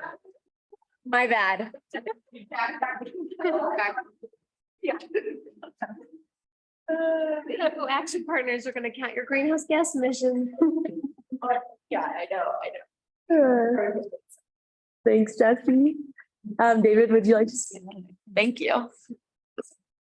I definitely won't need 3 minutes, so you don't need a timer. It's nice to meet you all. Thank you for inviting me to introduce myself. My name is David Pollitt. I'm a geoscientist by profession. Unlike Mike and Jesse, many of you won't know me.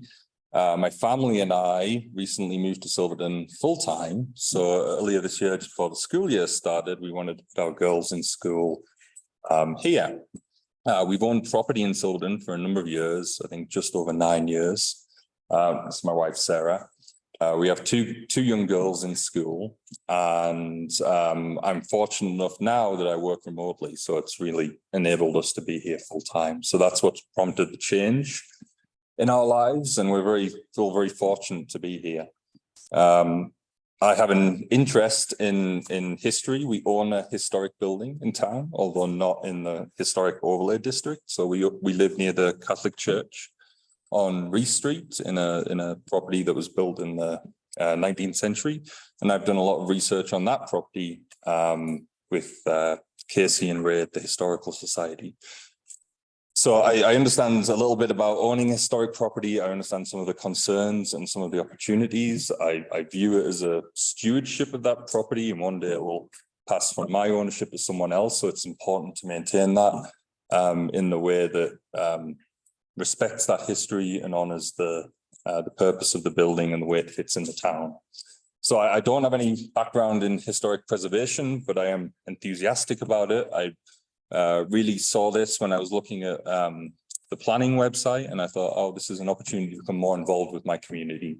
And since we're here for the long term, I wanted to take the opportunity to try and contribute. So that's my pitch. Thank you. Thanks, appreciate it. And I am just going to highlight a few notes from Maria's application, if that's okay. She grew up in Silverton. Her parents were miners, and she graduated from Silverton High School. She studied American history at Fort Lewis, and she taught Southwest history, as well as anthropology and archaeology. She served on Durango's Historic Preservation Committee, and her goal is to preserve historic buildings and mining history in town, applying her education and institutional knowledge at Silverton.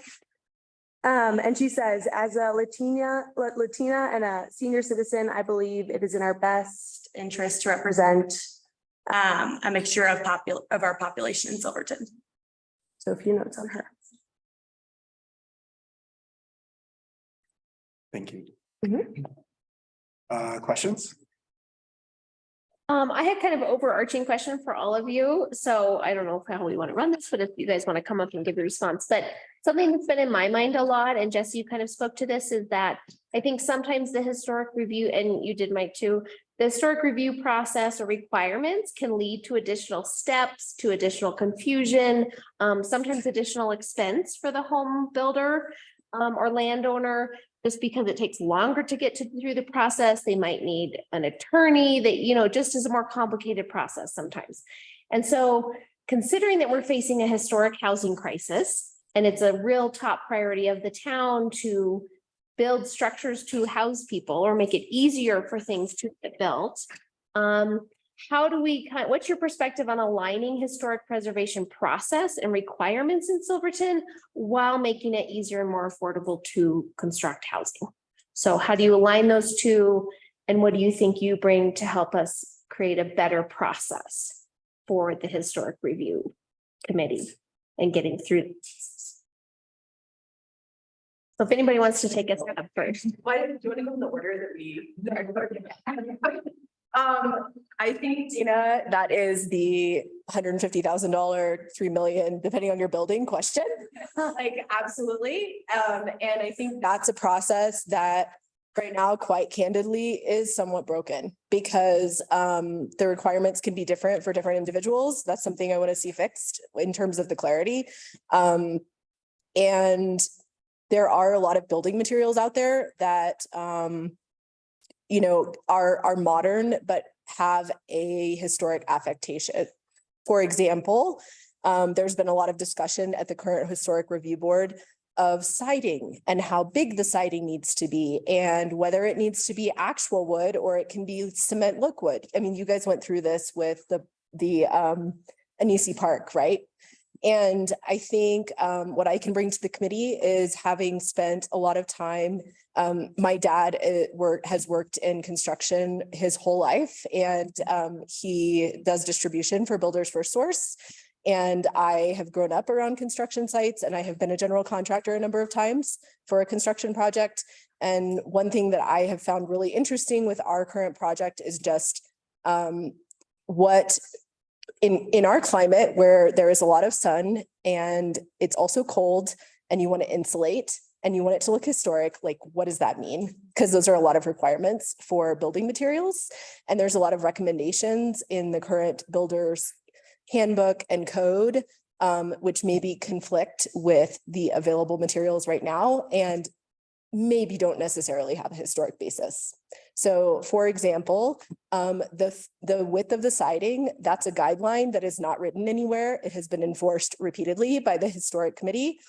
I know that I'm probably going to make some enemies by saying this, but I think we should revisit whether that width of the siding number that has been enforced, even though it's not written down anywhere and doesn't correspond to historic buildings in town, is actually a number we should be enforcing, because as it turns out, cement siding that is, wood look, that lasts for a long time and is relatively inexpensive and is insulating and is fire resistant, like is slightly different than that width. But gosh, it's a good building material. It's cost effective. We're putting it up places that aren't in town and it looks almost identical visually. So that's an example of the kind of thing where those types of discussions I think are really productive to have and can be helpful for the average citizen who maybe doesn't want to call 36 siding manufacturers in order to get that information. Thanks. I agree with everything she said.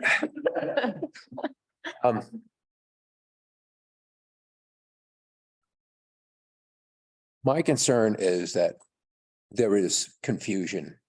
There is confusion in all the things that people have to deal with. And that certainly could be straightened out, streamlined, make it a process which goes a lot smoother. So then all the little confusing details. I too have been in remodeling and construction all my life. I appreciate what she said about that. And her father-in-law, a very nice man, and we had some great conversations right across the street.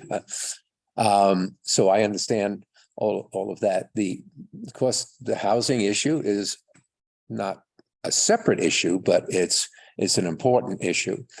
But I get back to what I think I find the most important, the historical value of the town and what it represents. So that would be my first priority. It's a historical organization, and we have to pay attention to housing, obviously, and all the details of construction and so forth, which, like I said, I know a little bit about since I've done enough of that in my life. However, I'm really, really concerned that a lot of people coming in to town now, I hate to say it, but they may not have the appreciation of the history of the town like some of us do. So that's something that we have to put forward to these newer people who come in and think they just want to come in and do whatever they please. I don't think so. I think you have a committee like the Historic Review Committee to help them along into the right direction. I'm not saying force them. I'm not saying punish them. This shouldn't be a punishing organization. It should be an organization that helps people get to where they want to go. And at the same time, it helps the historic value of the town. Thank you.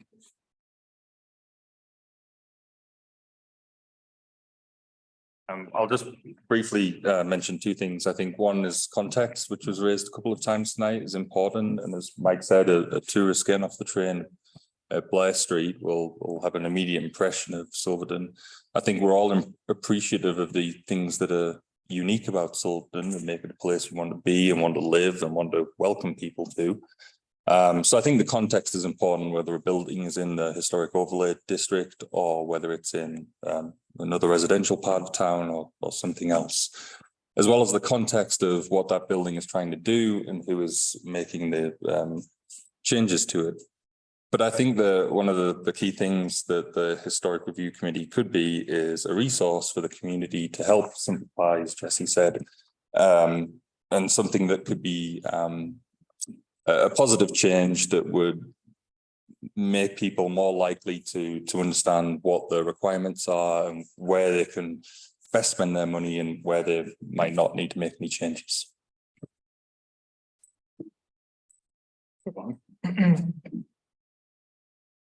Based upon your answers, finding the balance between the history, the construction, the restoration costs.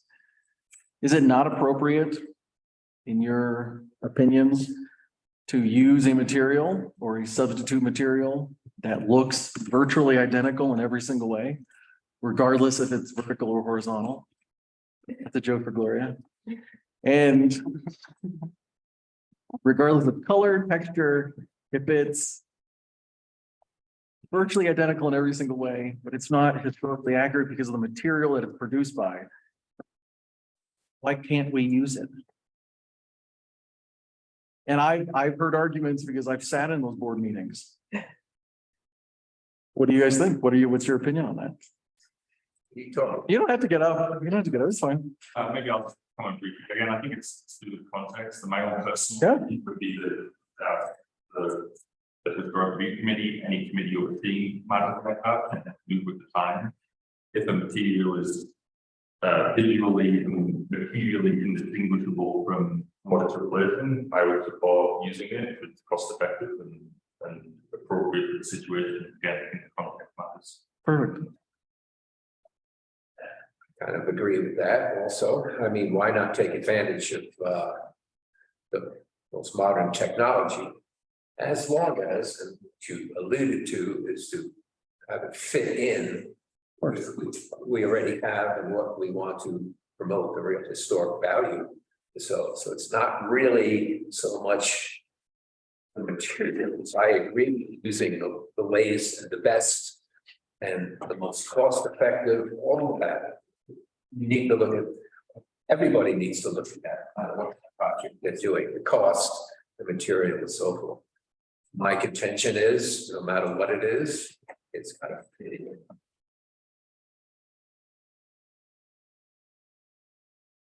Yeah, I would say I would agree with both of these comments. I think the context matters, like you said, and sometimes the context is that that material is replacing something that has inherent value. There are certain fixtures in town where nothing like it is being made anymore. And just because, and it's there already. And I think that would be probably the exception, is when it's something that is irreplaceable and there's a historic looking product that can replace it. That's not the same thing as, it's one thing if you're taking 7-inch horizontal lap siding down and replacing it with 7.5-inch historic like lap siding. It's something else if there's some kind of ornate wooden structure that is specific to the Silverton community. And then you're putting the lap siding on it. Perfect. Thank you. I've got a quick one. So not playing on the conflict of cost versus historic nature, but more like how tight a grip does the community want on the cohesiveness? Many historic districts have approved color palettes. So like downtown Durango, 2nd Ave, there's like 15 colors that you're allowed to use as use by right. Anything outside of that, you have to go in front of the committee with the color and propose how you're going to use it. Is that something that you would be for or against? I hate seeing too much restriction that way, because then it starts to get a little crazy and it drives people nuts when they say, oh, I'm only restricted to a certain amount of things. But I do understand it, and you're right, because I don't want to see tropical colors. I don't want to see something from the Caribbean. See what I mean? I mean, there is, I know, because I used to be a professional painter also, there are certain colors so that are historically valuable. I'm not going to use, I don't like to use the word correct, even though you might want to use that. But there are certain colors. I first painted the what's now Natalia's. So I came up with that color scheme and the decorative look of the metal. So I'm not bragging, I'm just saying what I did was I went with 3 Victorian combination colors. It's cream, it's black, and kind of an off red. So that is a historically approved combination of colors. Now, that's what I used to paint that building many years ago. So I understand that, but we have to be, and here I am saying that we have to be a little flexible to some degree. So people have their preferences, they have their ideas, but I think a historical review committee can tell by saying, looking at something and say, oh, that's like way out of line. We don't want anything that's way out of line. A little flexibility is fine, but don't paint that building pink or whatever it is, you know what. So that's where the committee comes in and says, well, we have certain suggestions that we hope you will follow. It is cooperation between builder, the remodeler, or the painter, or whoever it is, and the committee. And I'm sure if you do it right, you can come to a consensus that will please everyone. Again, I'm just interested in the historic value, keeping that. I think in the specific example of Silverton's case, that horse might already folded. There's quite a variation in colour palettes, I'd say. More Silverton somewhere that's had those rules for a long time. But I think that type of view should be within the purview of the committee to discuss. And to have that flexibility of Mike's alluding to say, well, we really should have a colour palette to preserve what we think is unique about Silverton. So I think it probably should be in, everything should be in purview of the committee to US. I think I would be a little bit more careful just simply because currently it's not within the purview of the committee to choose colors. So that would be a choice, a departure from our current precedent. So I would want some citizen input on it, I think, before making that choice. I think the historic committee, quite honestly, if they were to overhaul the different things that they regulate, there are potentially bigger fish to fry first. And I'm not saying that colors wouldn't be important, but one of the things that our current code tries to do is combine 3 different distinct architectural styles that we have here in town. And the resulting designs that come before the committee are an amalgamation of these styles. And if there was a mechanism to say, hey, we have these 3 styles in town, pick one and stick with that, then I could see the colors being contextually, they would make more sense, because Victorian architecture historically is very colorful, not necessarily Caribbean, but there are a multitude of colors on Victorian architecture. Yes. And Victorian architecture is not the same as the Denver Square as a stone building that somebody like the White House. And those are both really historical, beautiful types of buildings that we have in Silverton, and they're distinctly different. Thank you. Well, we have a tough. Can I ask one more question? I know, I'm sorry, I'm gonna go for it because, and I'm wondering about moving the podium, the setup is just weird. Thanks. That's you. Yeah, maybe we can just, yeah, great, thanks. I'm wondering, you know, I think in jest, people have referred to these committees, whether it's been joined with the planning commission or whatever, as the committee of good taste. The idea being like they get to decide the color, or, you know, like at any, I think you've all spoken to this idea of how is this a fair process for any individual who's going through it, and one that protects the historic value for the community. And so I'm just wondering, how do you avoid becoming the committee of good taste? This is a how question. So I'll say in my professional life, one of the things that I do is called Lean Six Sigma, for those of you who may have heard of it. Looking at Liz, the birthplace of agile and the horrible scrub weekly stand up. But no, I mean, like, process improvement is something that is difficult, no matter whether you're working in the private or public sector. And I think the how is incredibly important. The processes and procedures have to be as clear and as lean as possible.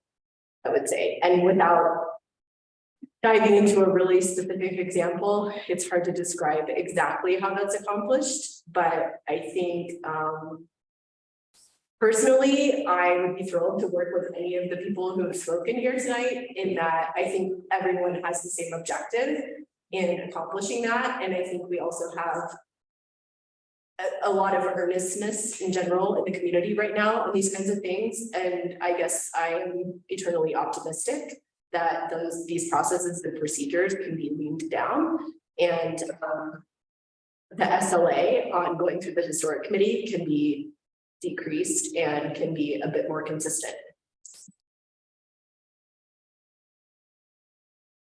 Yeah,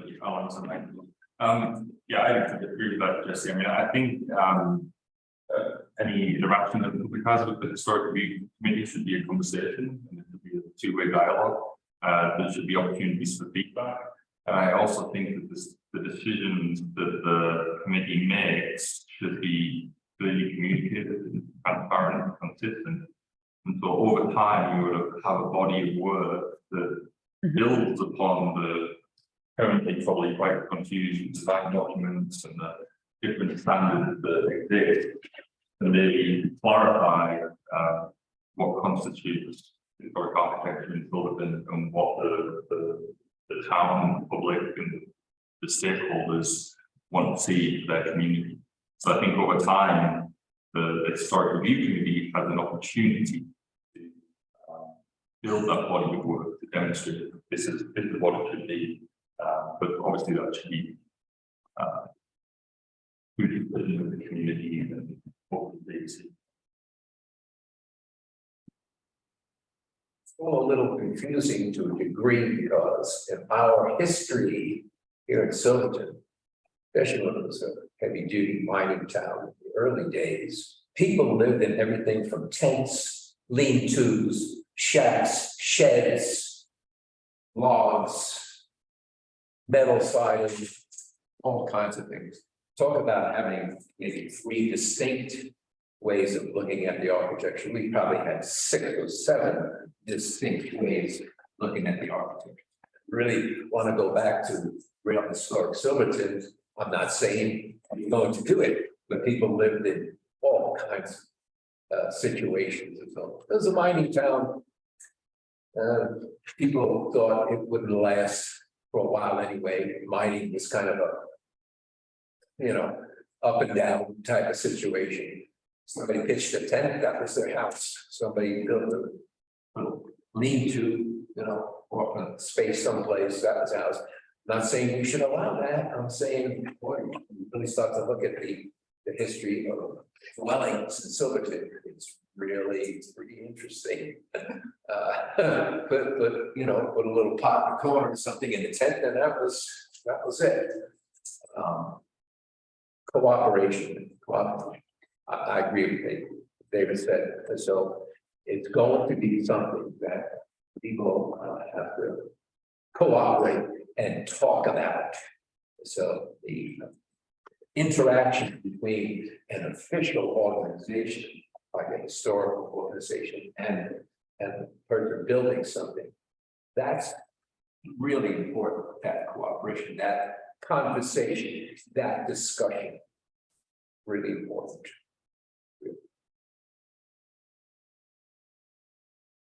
Thank you. So I think you should pick the 3 of us and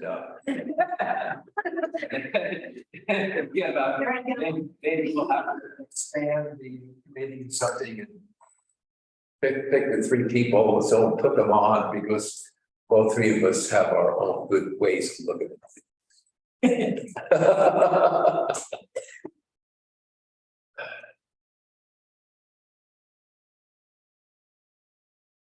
I mean, I do think it's a shame we don't get to hear from Maria, because I do really think she brings a lot of great experience and historic context from having grown up in the town as well. So it's kind of a shame.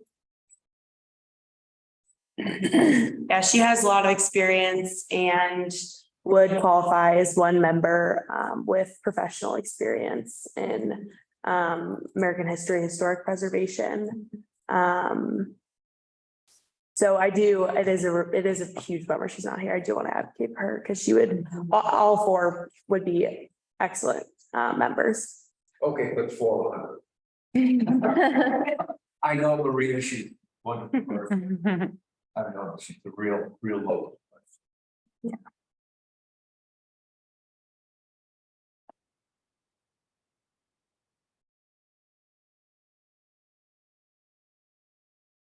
Coin flip. Nice. I don't envy you.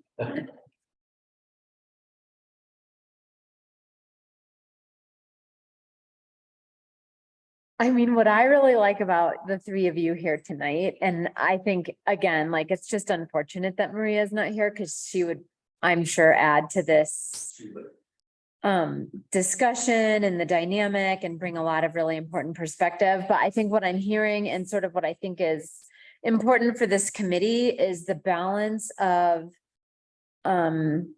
perspective and the longevity in the community with the kind of overall community context, and then the balancing of,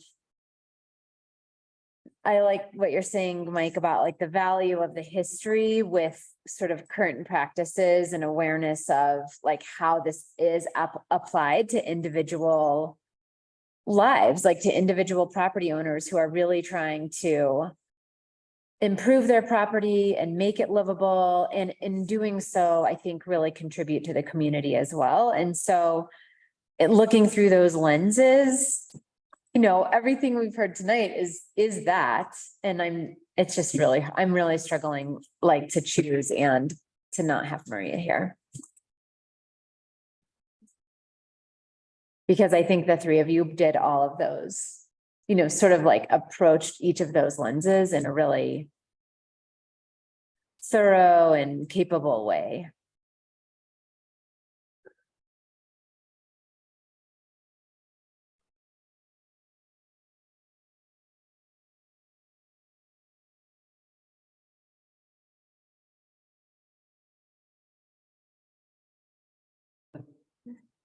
I'm on the committee, so I think you guys should choose. Oh, please.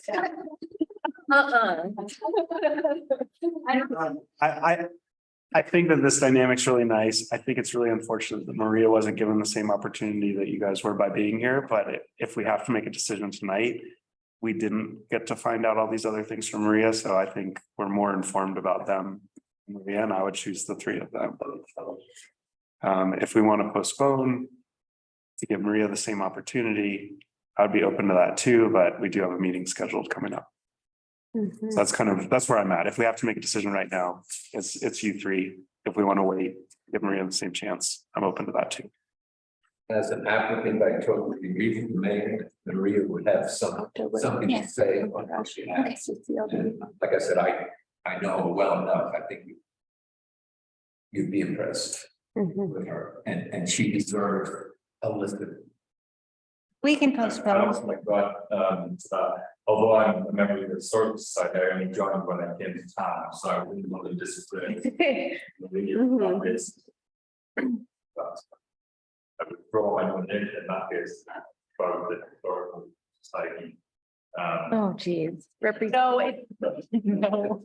I remember as well. It's okay. Guys, I think we can postpone. I think that we should really hear from Maria, and the only rush is to become a certified local government. And we have been doing that for a long time. So I think it's okay if we wait a few more weeks, if that's what you guys want.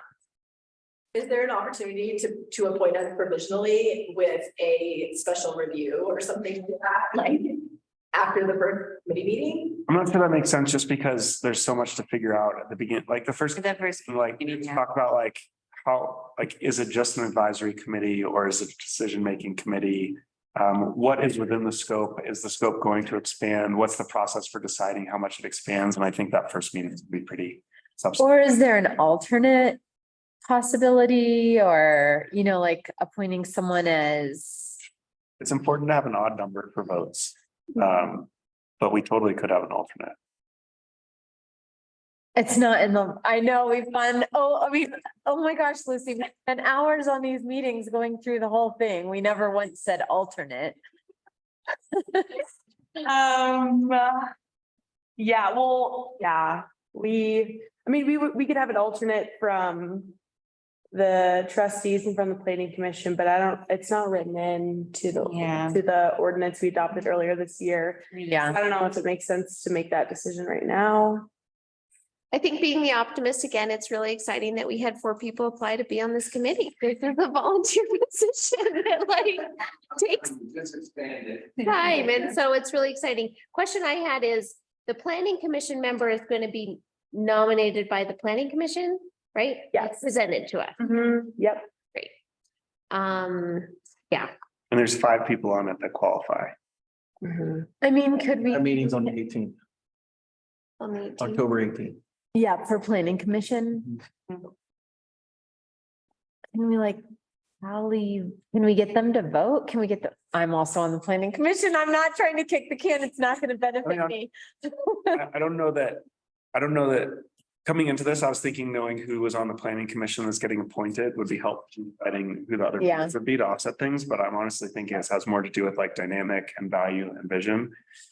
And so I'd just be curious to know if Maria also like shares the same value and vision or like has a very different idea for what the committee is supposed to be. That's really where I feel ignorant. It's not her skill or qualification. It's just like, what's her idea of this committee? Yeah, and blending that perspective with the group. Yeah. We have to make a call as to deciding or not. We really like to be decisive, I promise. That's why I like to just randomly select them. No one will do a bad job. Name in a hat? Should we just take the 4 names? Pull out your die 20. I think if we make the decision. I'm not, that was in jest. Okay. To retract, that was joke, sorry. Bad joke. It's past 9.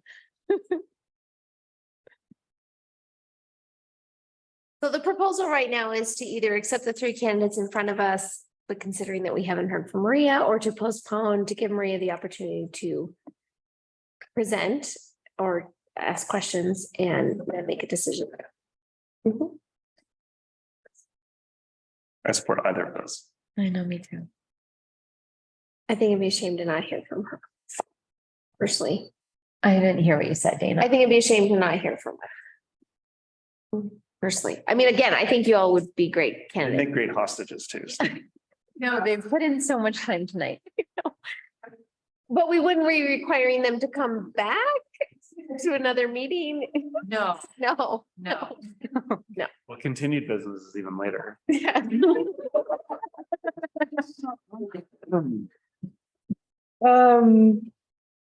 Is that what you guys want to do? Then let's wait. Okay, and so for the next meeting, how would you like that to be organized? Would you just like it to be basically an interview with Maria, or would you like all the candidates to come back? I think we should try and replicate this with just Maria, Okay, great. and then we'll make a decision. Yeah. That's not fair to you guys too. I didn't hear that. To replicate the experience you just had, but just with Maria to streamline it, and then we'll make a call. It's fair to let her have her say. Yeah, so like.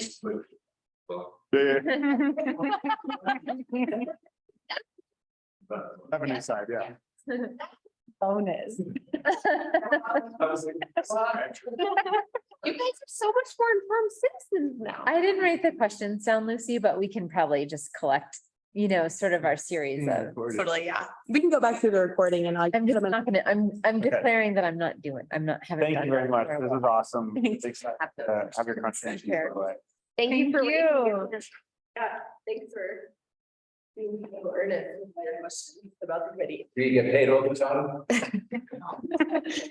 You just saw the budget, Mike. You just saw the budget. We voted to not increase our salaries. Right. Cool. Thank you guys for that. Thank you. But we can make a motion to appoint you as the staff member, right? Sure, yeah. So You don't get out of here this quick. You're right. That's a great point. So I requested that additionally because I live in Annville, so I live outside of town. So I need special permission to serve as the staff member. Yeah, I thought we'd be annexed by now and I thought I wasn't gonna have to ask for this. There's a few things we still have to do. On your to-do list. Yeah. Someone likes to. Make a motion to give Lucy special permission, Lucy Mulvihill, to serve as a staff member. I second that wonderful motion. Thanks, guys. Two, Does everyone vote yes? trustee Edwards? Yes. Yeah. Or yes? Yes. Everybody visibly voted yes. Cool. Okay. Thanks, guys. Here. That's for you to think about. We're off the rails. Okay. We need to make that. Now, I'm getting chips. Yeah. They have a point of. Question. I know you want to. I just wanted to point out, like, not to be self-advocating, but that de facto item is that one of the people lives in the overlay district. And I believe I'm the only applicant that lives in the overlay district. Yeah. Mike has a commercial building in the overlay district. Not live in it. Yeah. But I've done business on Class Street for 50 years. So it's just a point. Yeah, that it would be, that's one of the items you have to choose. You only have to be. It's a property owner, so you don't technically have to live there. Oh, I'm sorry. It says on the application, a property owner who resides in the overlay district. Sorry, it's a year-round resident of the town and a property owner. I mean, yeah. I mean, We will double check. We'll double check to the application and the code. It says lives in the overlay district. Okay. So it doesn't matter. Like, I'm not trying to be. Why don't we provide? Doesn't get paid, right? You want this really? Okay, we'll put clarification in the memo for next week. I mean, I also advocate for someone who's just for the process. I think that's super helpful. Yeah. Thank you, Jesse. No, everyone has positive attributes. I wasn't trying to, I thought it was a point of order. Noted. Yeah, it wasn't trying to be unfair. Yeah. Okay. The next item on our agenda is consideration to approve the consent agenda item. In your consent, Oh, you're welcome to stay the rest of the meeting. payroll, accounts payable, and your meeting minutes from the last meeting. I have no. I'll make a motion to approve. Oh, sorry. I'll make a motion to approve the consent agenda. Second. All into the high five. Roll call at your leisure. All right. Thank you. Thank you. Trustee Edwards? Yes. Trustee Cranker? Yes. Trustee Harper? Absolutely. Trustee Bierma? Yes. Mayor Pro Tem Barney? Yes. Mayor Furman? Yes. Okay. I'd like to make a note that Lucy's stealing our food. Yeah, I got over there. Just want that noted. I told her to. Can we put that somewhere?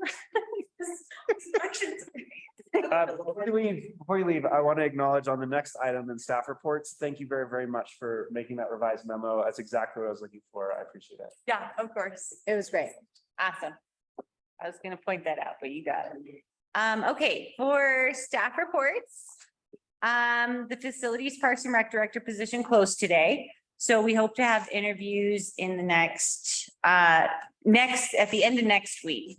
If not going into the following week. I'll be reaching out to the Facilities Parks and Rec Committee to sit in on those and schedule that with you. So, Great. exciting. We have a code rewrite. We have the code rewrite consultants Clarion coming to town this week.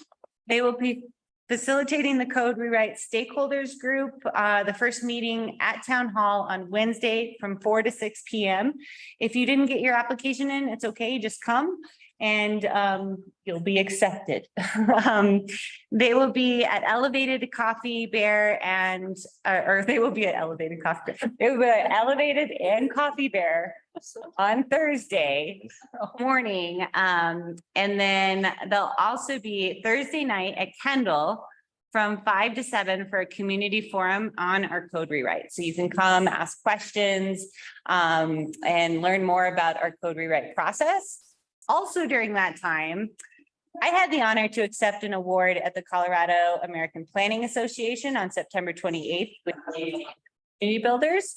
for the for a community engagement award around the Compass Master Plan.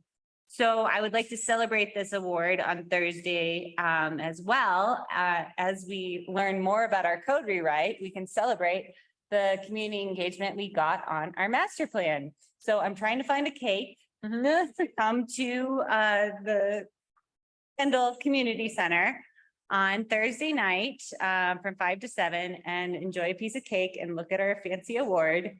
And it was just a really fun time. I also spoke with JJ on building civic capacity. And we had about 50 people in our breakout group. So it was a very exciting time. I think our cake should be a historic building in tropical colors. I think it should be an engagement cake.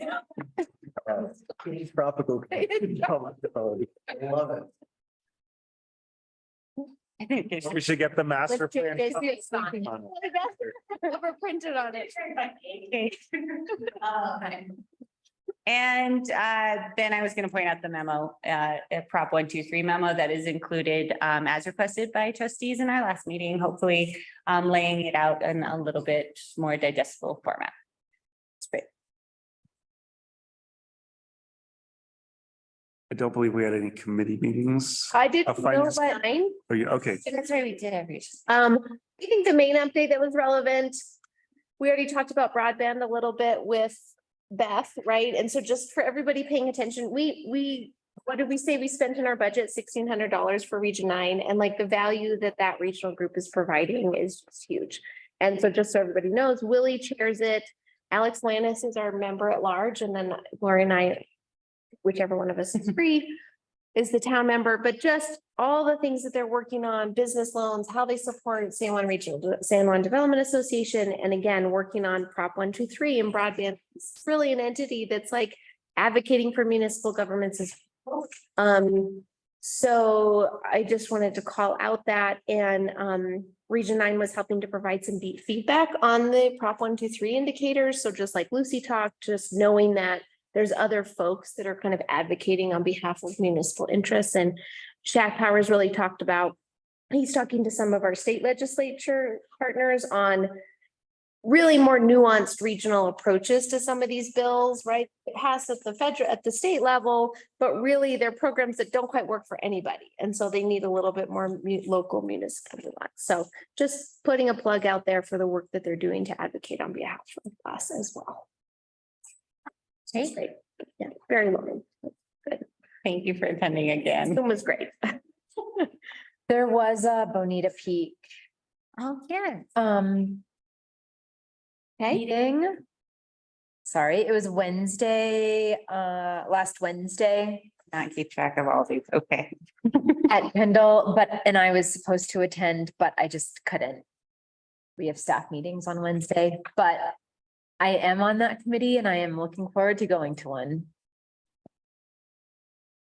But I also wanted to note that it did happen.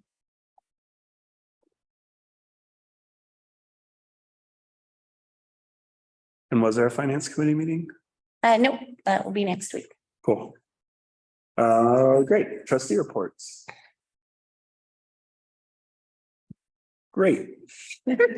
Continued business, OHP special election results. So this is informational only, but we held a special election on October 3rd.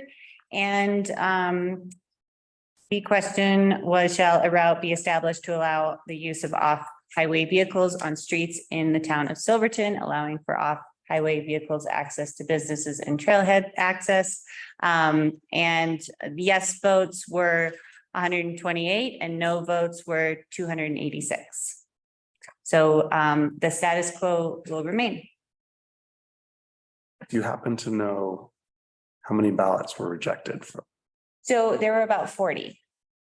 And those weren't because we couldn't verify signatures. It was because people either didn't sign it or didn't put an address on, or didn't, like, they just didn't fill it out completely. So I would stress, if you want your voice heard, please read the instructions. Thank you very much. I got that question from a handful of people. Yep. All right. Closing public comment. We'll start in person. Hello. I have my budget. This is why I didn't comment on the budget earlier, because I had a bunch of questions and Gloria answered the majority of them. This So, is just your community member. yes, I'm sorry. Been here all day. Right. Okay, so one thing I do at work, as some of you guys may know, is like recommend salary adjustment information. And while most of the information I use at work is like for private sector, I did do like a little bit of research on the 1.5 COLA increase because it felt really small to me, given the inflation that we've been having.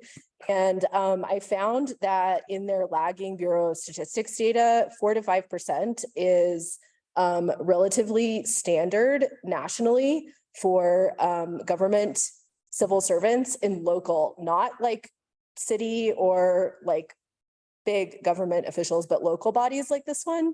And in addition, that's the lagging data for 2022. So like 2023 saw a higher cost of living increase across the private sector. So I would recommend that you all consider breaking out your salaries and benefits line items separately into one chunk for discussion, and your projects in alignment with your priorities into a separate line item. We have seen a lot of turnover in the town with some particular positions. Gloria, not to put you on the spot, but you are doing a fantastic job and everyone in town knows it. Giving you a 1.5% raise is absolutely ridiculous, and I would like to see that number be higher. I know that that's not in the direction of the goal here, which is like, I think we have like something like a $70,000 to $270,000 gap, depending on who you ask and what the numbers are, difference to make up, and that doesn't help, and that's the wrong direction. But that was my first point. And since I'm probably almost out of time, the second. Okay. My second point is along the lines of inflation. You have a number of items where you have accounted for inflation. Propane rate increases have been in the double-digit percentages. Sometimes your propane increases have been flat year over year. And while that's a budget dust for each line item, your propane increases appear in like 5 or 6 different places. And so right now you have a delta of 0 for that. And I would suggest being more realistic. Signage has been a hot topic among the community, specifically for 4-way stop signs, as well as the new sign in the front of town. And that is a flat increase right now. So another thing that doesn't help you meet your budget gap, but is a suggestion in the wrong direction. And then I would also suggest, because you have this fancy new software with the little notes, that pilot projects where you are, say, testing out a staff member on a temporary basis be flagged in some way. You can even use your little flag note thing if you would like, or starred, so that when you have this discussion next year, those temporary staffing members are not necessarily implied for future employment. And I'm probably out of time. I have like 6 more, but I think those are the most important to me. You can totally email them to me. I will. Don't worry. Gary, I said, it's okay. You can keep going.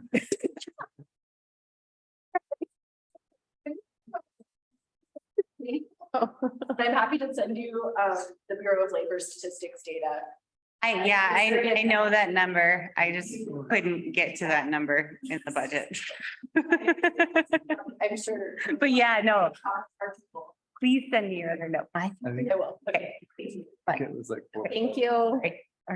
On Zoom, Sometimes 0. one more opportunity, click raise hand if you would like to speak during our public comment period. And then we'll close the public comment period. The time is 9:38 p.m. and I adjourn this meeting. Thank you all very much. We have a whole lot of fun stuff coming up. See the end of our agenda for those dates and times.